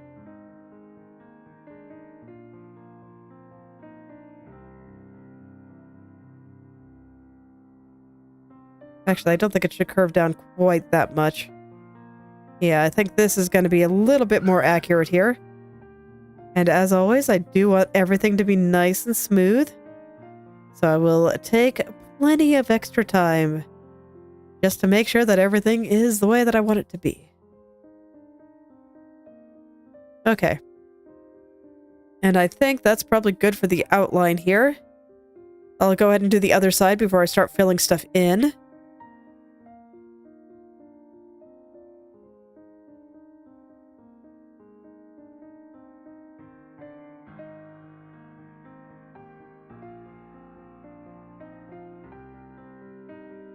Just making sure that all of this looks like it's wrapping around the way that I think it should.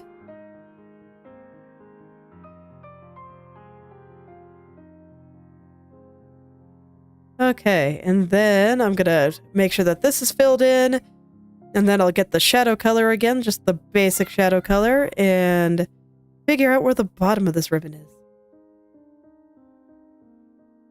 Ribbons are great. You definitely want to make sure that they look nice. I think that they add a lot of things to character designs, more than their size would suggest.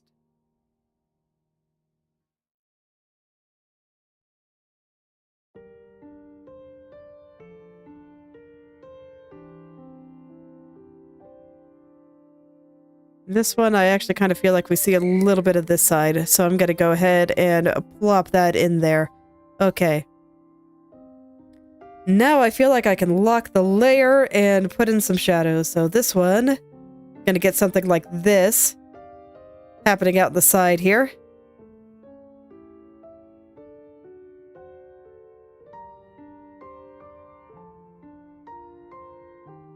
Want to make it look like there's a little wrinkle here, and that we're seeing kind of the side rather than the top. Separate that out. Make it nice and round as well.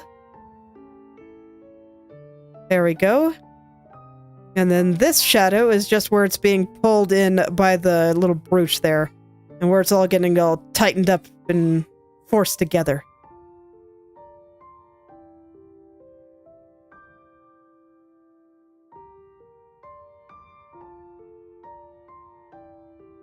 And I'm not really bothered that I am painting over the highlight a little bit. I'll add it back in at the end there. It's fine. I always like to do shadows first. Personal preference there. And then here, I actually think that this part will be all in shadow. So I guess that means I should open it just a little bit more here. There we go.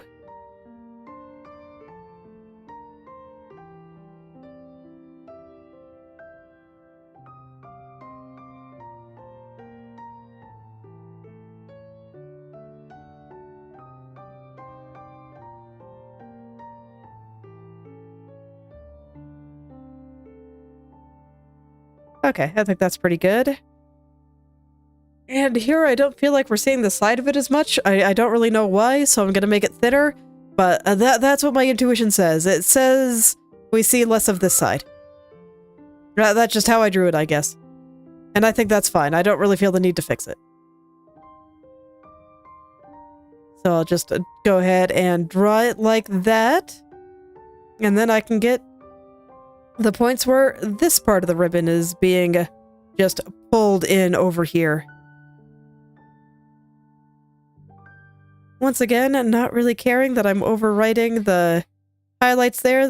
They will get their own bit of attention and work once I'm ready for them. So it's all good.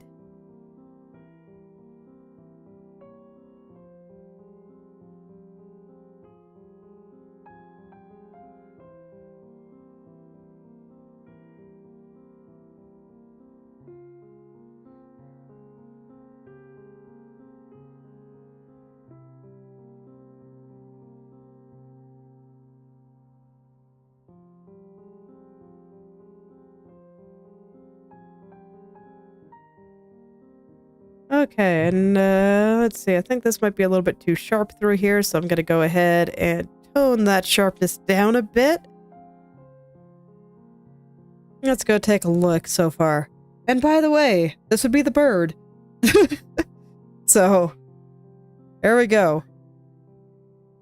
Yeah, I think that looks pretty good. Alright, let's get the highlights in.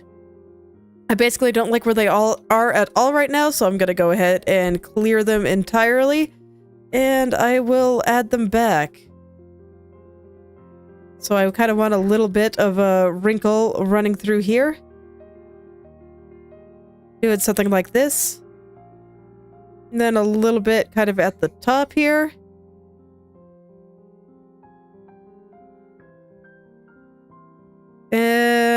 then, yeah, I think that's good. So let's just smooth out this part. Thank you. I'm quite pleased with how you came out.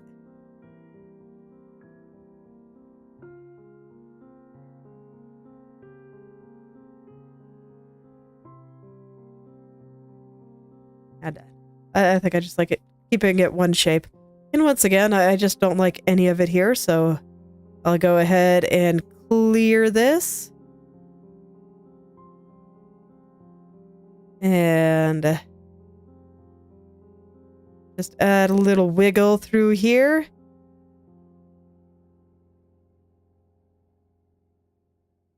Little highlight wiggle. And that should make a perfectly fine highlight.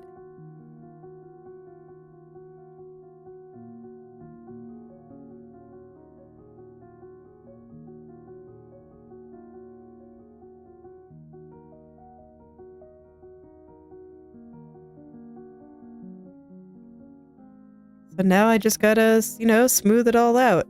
Gonna stick this one out a little further.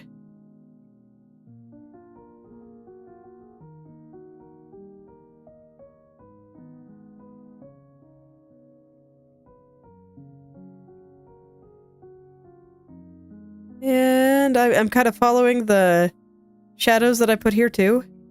Give me an idea of where this ribbon is bending. And I think that should be fine. Yep, that sure looks fine to me. That's okay, hopefully soon.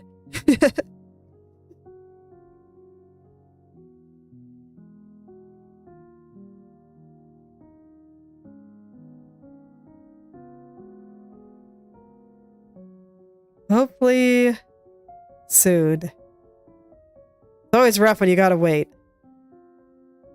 But sometimes there are things that must be done, so it is what it is.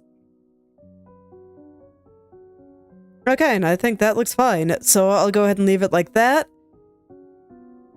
I guess I'll go ahead and do the tails too. I'll be good. And just finish the entire ribbon. Actually, probably should have done the tails first, but it's fine.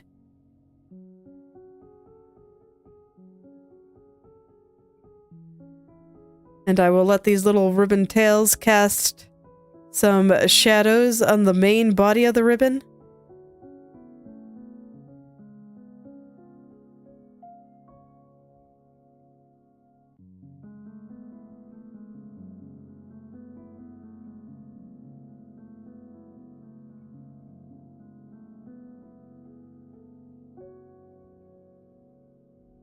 And I already did the little brooch part in the middle. I just drew it all at once because I felt like it. So this will be the last part of the ribbon. I'm trying to make it look a little bit rounder here. Just want to kind of extend this side out a little bit. There we go. And just put a little bit of round energy in there. I think it'll make it a little bit more like we're looking at her from the bottom.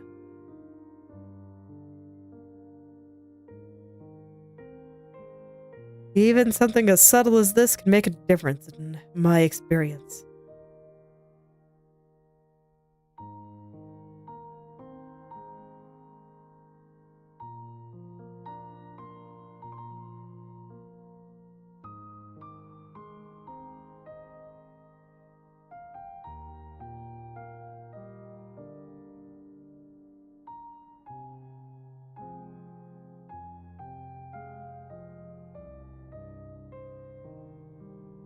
Okay.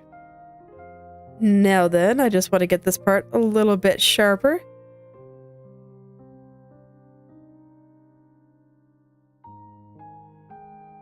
Okay.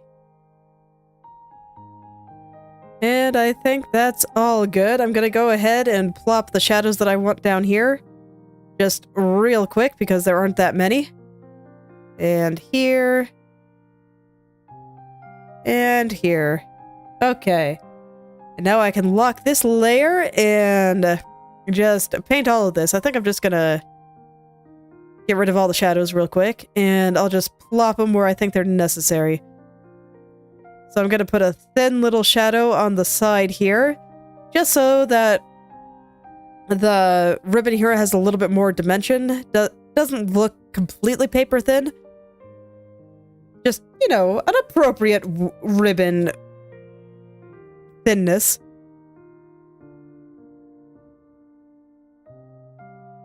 So still not thick at all, but just a little bit of three-dimensionality to it. Tiny, tiny bit. And same with right here. I think we see a little bit of this edge here.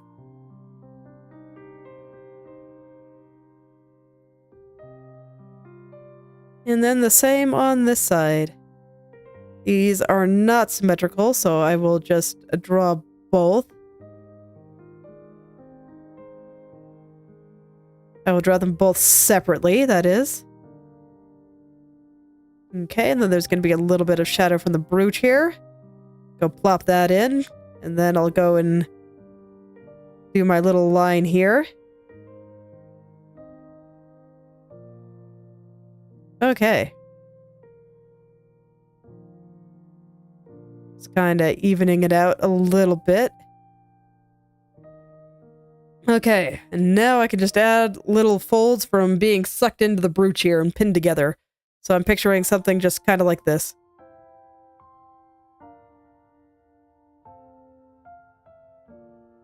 Maybe a little one out there too. Looks good to me. And I'll probably add a little bit of highlight on here. I didn't in my original sketch, but I think it makes sense to do so, so I will. Go ahead and thicken this out at the end here.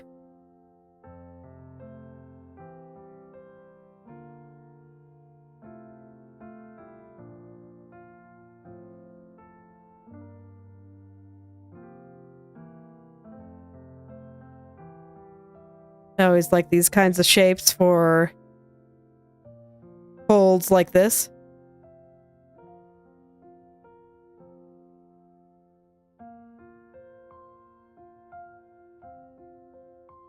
Okay, and I think that's fine. So I'll go ahead and add a little highlight here. At least I assume this ribbon is shiny. It might not be, I guess.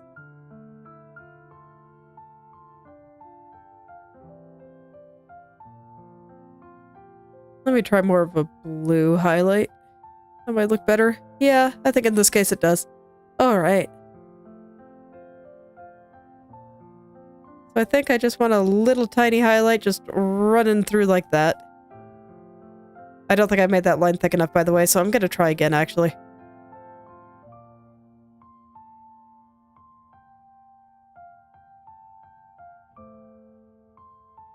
I have, like, a particular pattern in mind here, and I want to make sure that I hit it. There we go.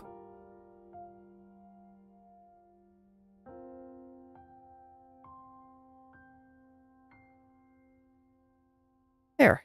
That should look fine. I actually don't like it. Okay. Let me try a different pattern. This time I'll add it zoomed out, so maybe I can see it a little bit better. But who knows? Maybe this is just why it didn't have a highlight.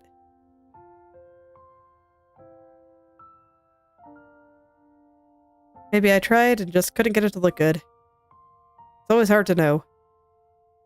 But no, I think that looks pretty good.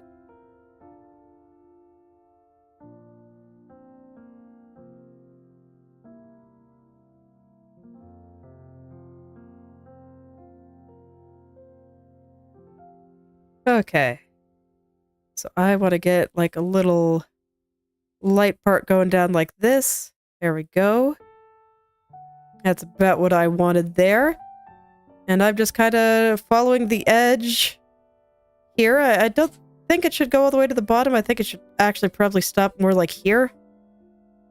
And then I'll just end it off kind of on this part here, like it's creasing a little bit.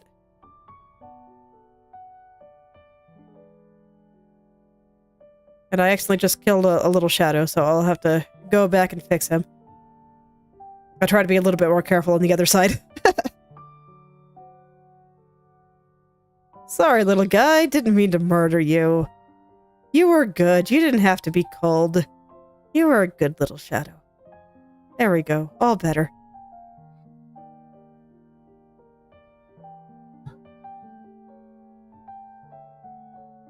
Okay. Now I'll just do the same over here. Preferably without murdering an innocent shadow in the process. That's just always deeply unfortunate when that happens, so... I'd prefer not to. If I can help it.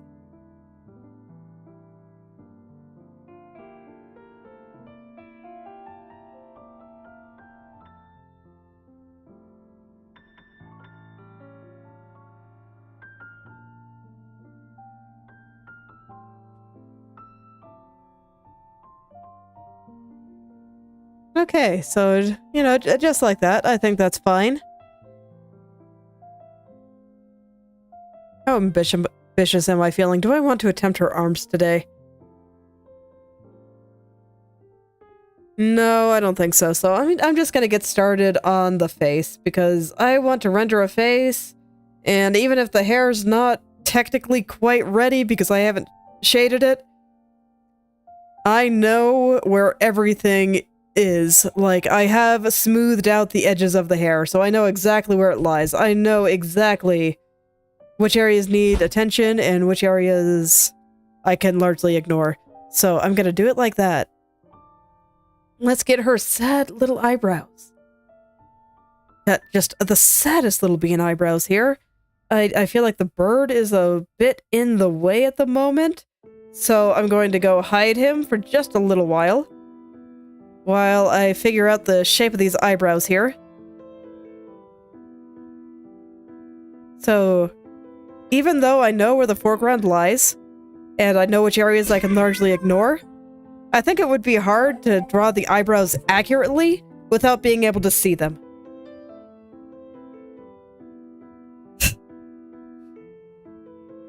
Well, I mean, it was unfortunate. Alas, poor little shadow. But it's okay. I resurrected him with magic art powers, so it's okay. I fixed it. It's fine. Nothing bad happened. Actually, you know, looking at this, I should draw the eyelashes first. I was gonna do the eyebrows first like I normally do, but here I actually kind of want to make sure that I have her eyes in the right place before I do that. What do her eyes look like again? Look at this derpy thing. Alright. Okay. So I think I want this to go out just a little bit further.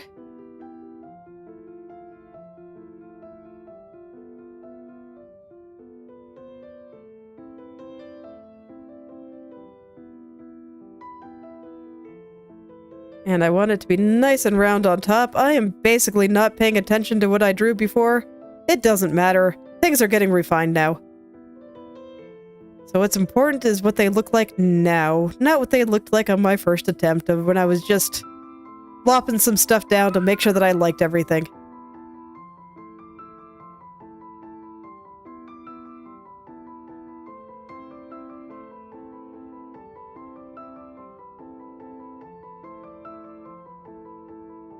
Okay. And lately I've been finding that I have a pretty nasty habit of making eyelashes way too thin, so I'm going to make them thicker than I think I should. I need to combat that habit here.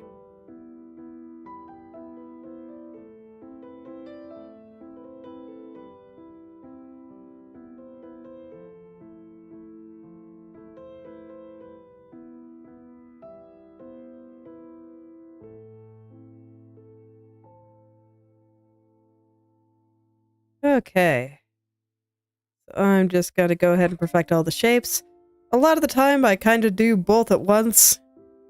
I probably should. Just so that this way I remember the kind of shapes that I was using for the top lash and whatnot.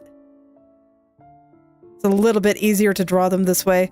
Sometimes I do the whole lash, sometimes I do them in pieces. I think things end up a little bit more symmetrical when I do them in pieces. Although honestly, with as symmetrical as this one is, what I think I'm gonna do is I'm just gonna kill the other one. That one is unnecessary.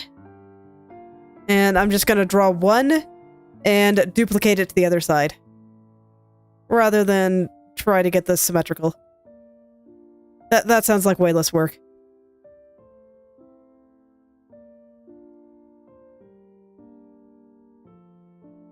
And I approve of having way less work. Oh yeah, it is so dead.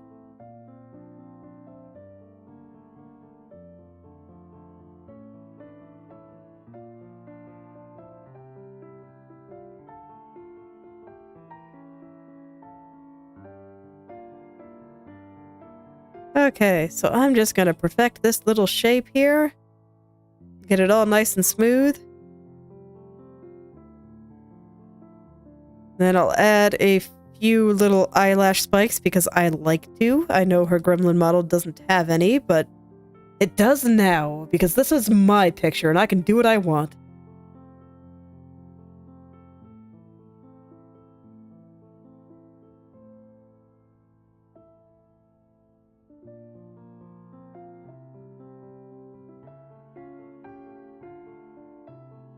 I'm actually gonna hide her hair for a second, so we're gonna go bald mode for a little bit. Just so I can really dig into the shape of this eyelash.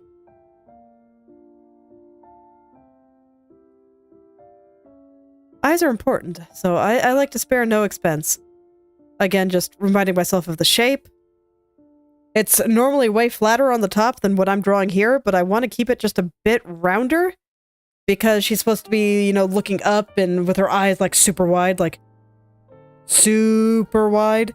And, that will make them a bit rounder than they would be otherwise. I do want to keep the sides pretty flat, though. Yeah, they just kind of boop, boop, boop. Okay.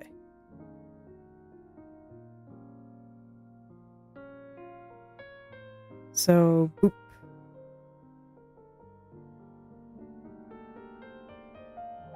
There we go. She also doesn't have bottom lashes drawn, but I draw bottom lashes, so she gets them in this picture.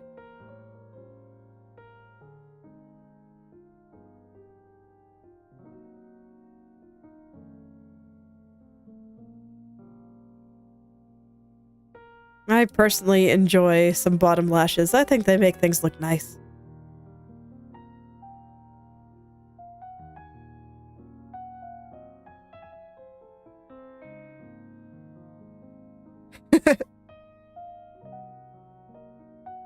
I don't find it too bad. I just approach drawing like sculpting, where I'm just there's a shape in my heart, and I am just trying to get it right.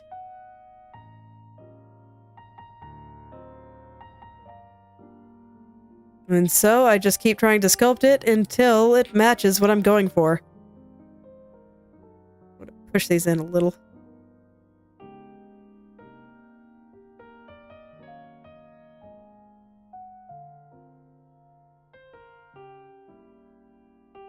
There we go.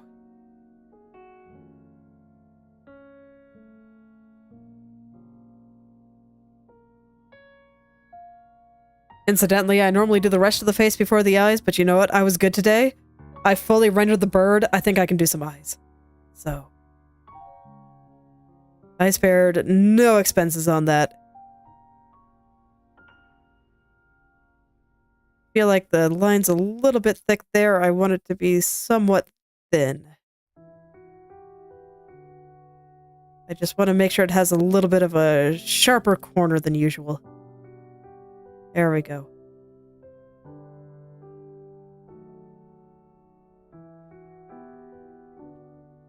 And I do feel like this curved bottom lash is pretty important to the expression, so I am going to make it slightly thick. Not this thick. This is way too thick. But I do want it to have a bit of presence. fact, I'm going to pull this corner down just a little bit more here. There we go. Okay. Let's really smooth this out now, because I think the shape is good.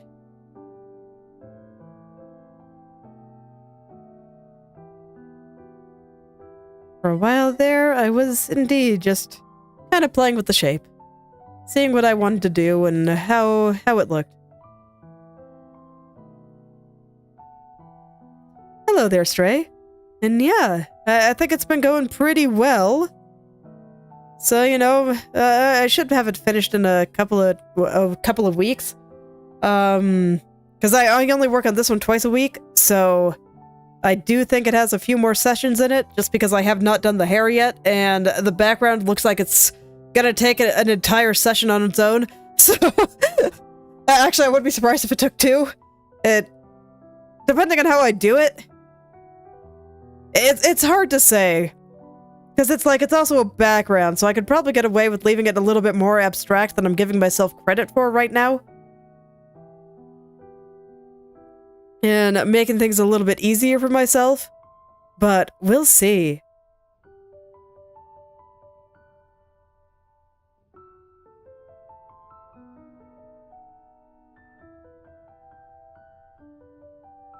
Okay.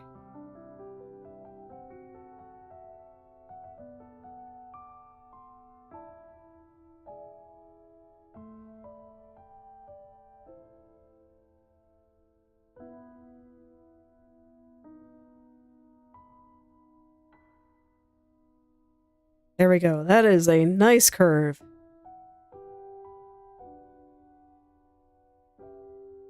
Now I just gotta make the top part not blobby. And I want this part to be a little thinner.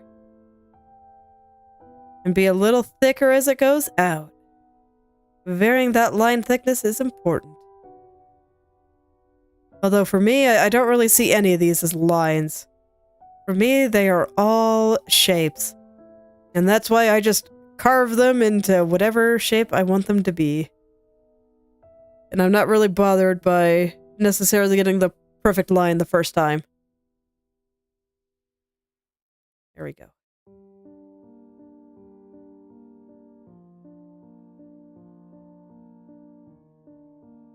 Okay, how's that look? Let's put her hair back on. Yeah, I think that's good. So I'm gonna hide the hair again, and we're gonna give her a few little eyelash spikes here. I always like to draw them with the hair off, but refine them with the hair on, so that this way I know exactly which ones I have to care about, and which ones I can just largely ignore.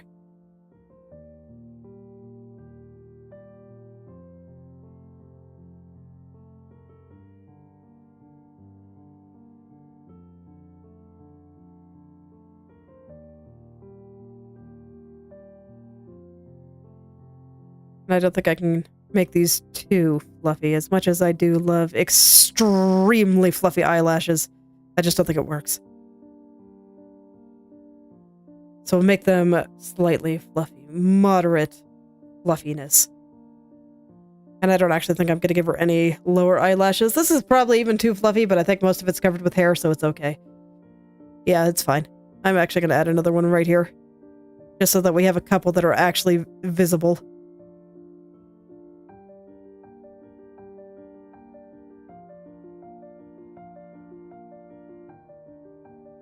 I don't want it to, like, rub up on the hair weirdly, though. I'm having trouble getting it where I want it to go. That good? I guess that's good. Okay. Looks good to me. So I'll go ahead and give it a little bit of shading. I'm not going to do too much with it, just a little. I'll go ahead and give this little eyelash a little bit of definition, and then maybe just a couple of little lines to make them a little more fuzzy looking.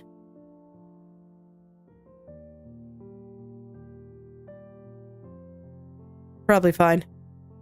And maybe just a little bit of airbrush skin tone in the corners, and I don't know, I don't like it. Maybe just red then? See me changing my mind in real time. It happens fast. A little bit of red looks nice. Okay. I think that's fine. Alright. So I'll go ahead and duplicate the layer, transform, mirror horizontally, and then I'm just gonna go push it into place here. I do believe is right about... I should zoom out for this.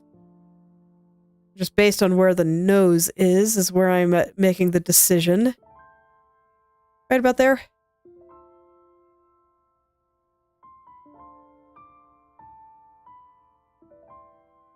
Yeah, I think that seems about right. If it's not, I can fix it easily later. So, there we go. Let's go ahead and fill in the eye white. We're going to give her some void eyes for a second, so that this way I can actually see what I'm doing.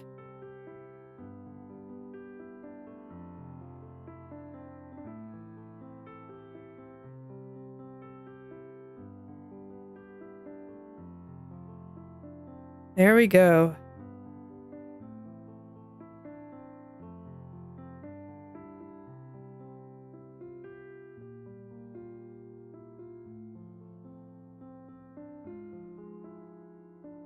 I don't know if I like the red. I'll see how I feel about it next time. I just feel like it needs a little bit more than what I've got, but I don't really know what to put there, to be honest. Hold on. I did not render this part very well. I'll just go ahead and fix this part separately. I don't care if they're not perfectly symmetrical. I only did it to save myself a little bit of effort.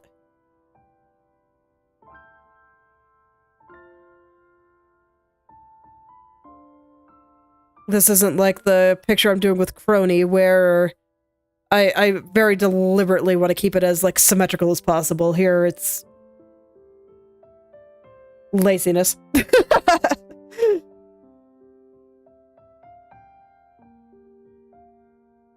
I'm still not entirely happy with the eyelashes. Well, I don't really know what to do for them. Like, they're shaped fine, I just, I feel like the shading on them's a little boring. I'll think about it for next time, I think. I don't think I will do anything further with that today, but I will go ahead and put in the eye white. I do not think I want to do the irises right now. We're too close to the end, and I like to be able to take my time with the irises.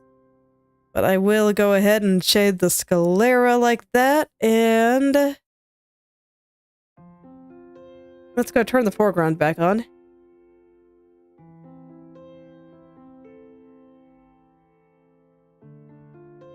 With this, I guess I'll start kind of shaping the horns.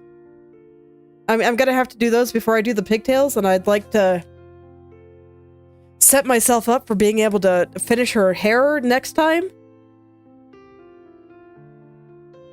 So this seems like a good time to do it, and I keep wanting my head layer to be above my body layer when it is not. And well, thank you. It's okay. Things can look okay, and I can still be unsatisfied with it. I can still do better. It doesn't necessarily mean they look bad. It just means I can do better, and I find myself unsatisfied.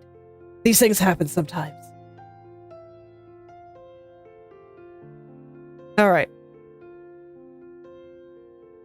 So these look like crystals, and there's also a gradient on it here. Exactly. That's why I don't worry about it too much. Looks like it goes from blue to pink. And these white parts are just shiny. So I see the blue, the purple, then the pink.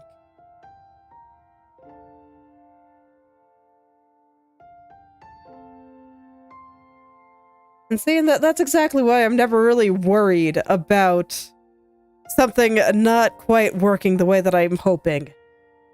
Because it just means it needs a little bit more work. It's fine.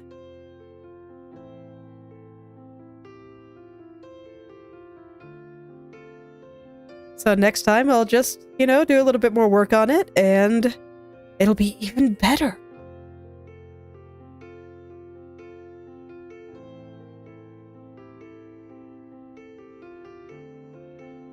I just want to take some time to actually think about what to do there. Sometimes it can be hard to come up with a solution for why you're feeling unsatisfied in the moment.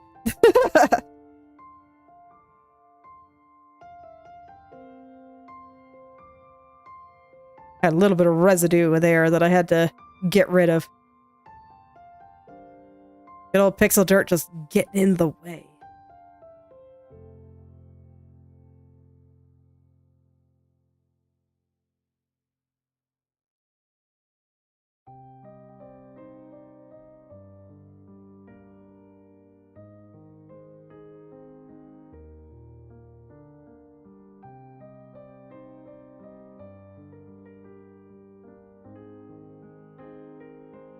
Okay.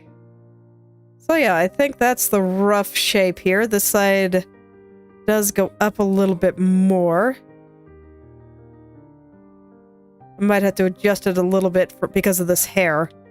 So I think I'd like to have a little bit of a gap here, so I'm gonna make this part a little thinner. I just don't want them rubbing up against each other so closely, where they kind of share a line. Kind of makes it ambiguous as to where one thing starts and one thing ends, so I prefer to avoid it whenever I can. Okay, and this corner actually does go a little bit higher up than the other corner. It's a little bit slanted, kind of like this. That's a little bit too sharp, but that's the idea.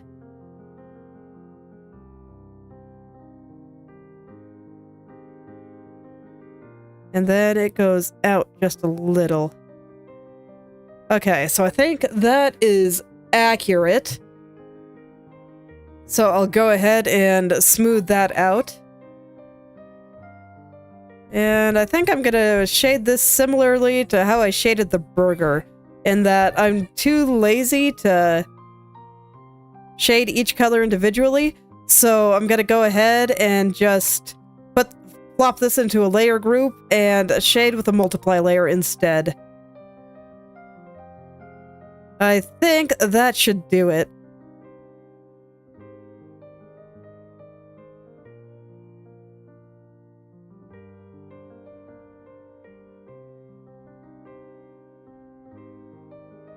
So I'm just gonna get this nice and smooth as always. And once I am satisfied with the smoothness of the pixels here, I can plop this into a layer group. And once I have it completely done, I think I'm just going to mirror it to the other side. A lot of the times I would shade all of this individually, but I mean, I think I still will shade it individually, but I'd worry about drawing it individually. But it's like the entire horn on this side is pretty much covered by crow. It's barely there at all. So I just don't really see the point.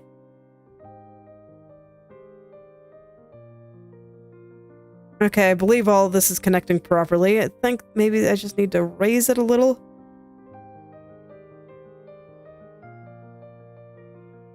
And then I think I would like this part sticking out to be a little bit shorter to make it look like it is going backwards. So that's just a perspective thing. But I don't like how this angle and the angle of the pigtail here is kind of matching up, so let's alter that. The pigtail will just come out a little bit lower now. There we go. That's a little better.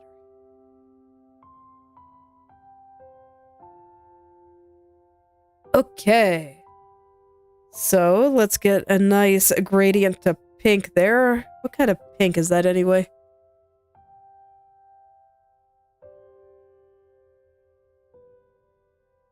Can't really tell. It's a little bit more purple than her hair, so I guess I'll just take that color then. And I'll just see about plopping it down in here.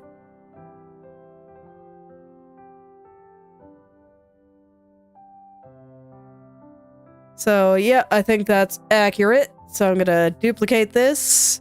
Layer, transform, mirror horizontally. hide a bird. So this way I can actually see where the heck it is and plop it on her head where I think it belongs.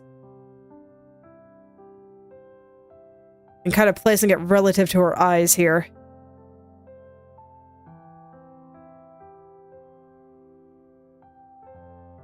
Here we go, and like I said, it was pretty much all covered up by bird, which is why I wasn't worried about it. Plop. Just plop it down somewhere. Okay. So now I'm gonna get some basic shadows in there before I do the crystalline shapes.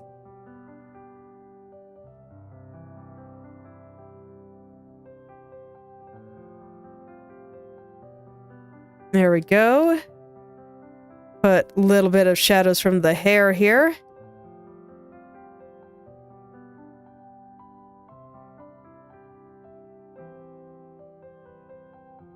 Okay. So there's the shadows from the hair. I'm gonna do a perspective. A little bit of perspective lighting. So this is just going to be where the shapes are changing direction, basically. So I'm kind of feeling out where the planes are now. And I'm just putting in the dark areas based on how that is turning. So when I looked at it, there was like this big old plane in there. And then I think this I'm just going to put a bright light on rather than shadows elsewhere. So yeah, when I look at it, I see a plane kind of going like this. So that means I need another light right here. And then there's this plane at the bottom here and another one kind of on the inside. I don't think we see a lot of that inner plane. But I do have this one shaded. Okay. So let's go put on perspective light now.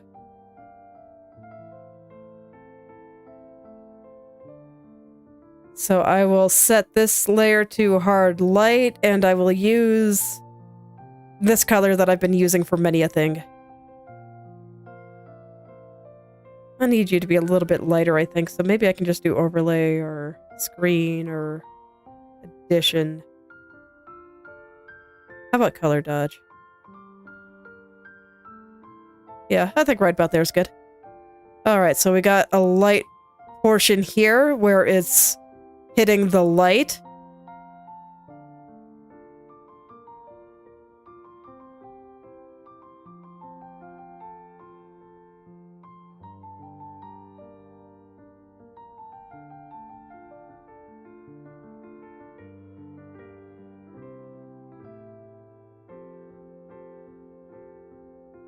There, and another one, like...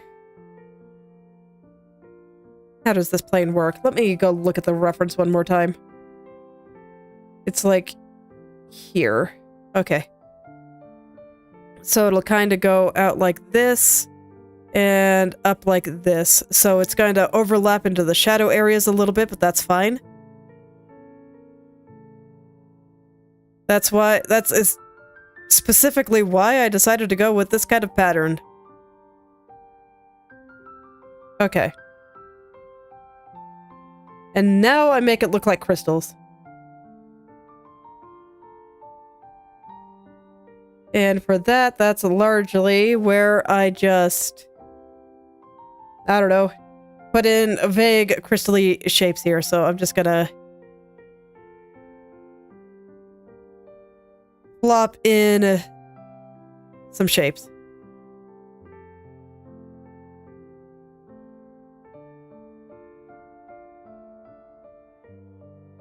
Okay.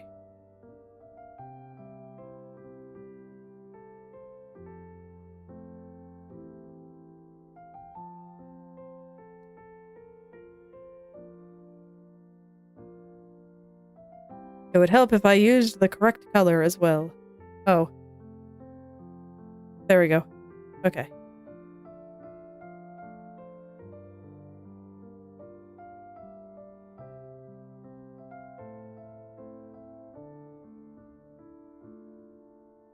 There's probably a better way to do this, but I think this is fine. I just need to reduce the opacity by like a lot on both of them, really.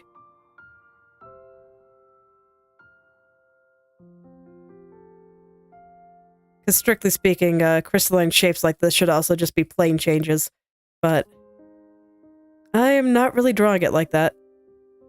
I just want some shapes coming in and breaking up some of the stuff I've got going on here.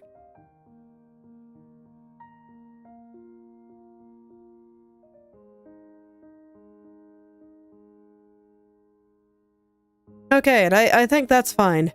I'll go ahead and add like a specular highlighter too.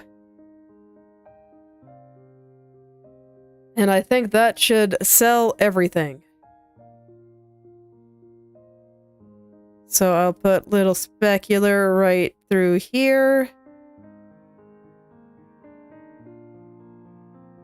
And then probably one like right along this change too.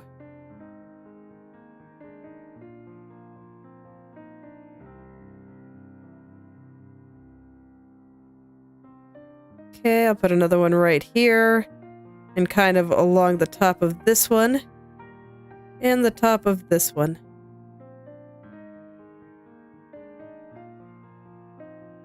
And then I realized that I did not color in this very well, so there we go. And then I want to add a little bit of kind of just shiny lights to the speculars I just put in. A little bit of gradation. Makes things look a little bit shinier. There we go. So I think that's what I will do for Chibidoki's horns. The other one is basically invisible, so I'm not going to worry about it.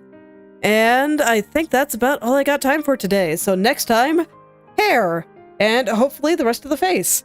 But most importantly, it is time for hands. Coming a little bit earlier than I normally expect, since they are covering parts of the hair here, so it makes sense. But we're getting there. I mean, I feel like with this, just because her head is so dang big. And thank you very much, Blood Bullet. Yeah, thank you very much. But yeah, just because her head is so dang big, this is probably like a good third of the character done already. I might even be able to just finish the entire thing next time. And then, you know, we'll see how long it takes me to draw all the other, like... Let me turn my layers back on.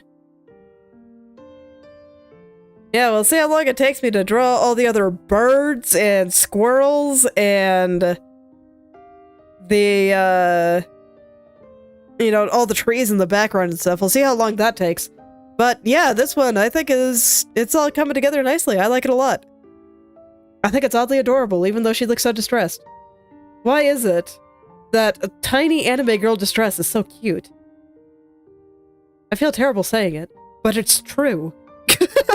Anyway, I think this is where I will be stopping for today. So, thank you all for coming, and I hope you're able to make something wonderful today. I will see you all tomorrow.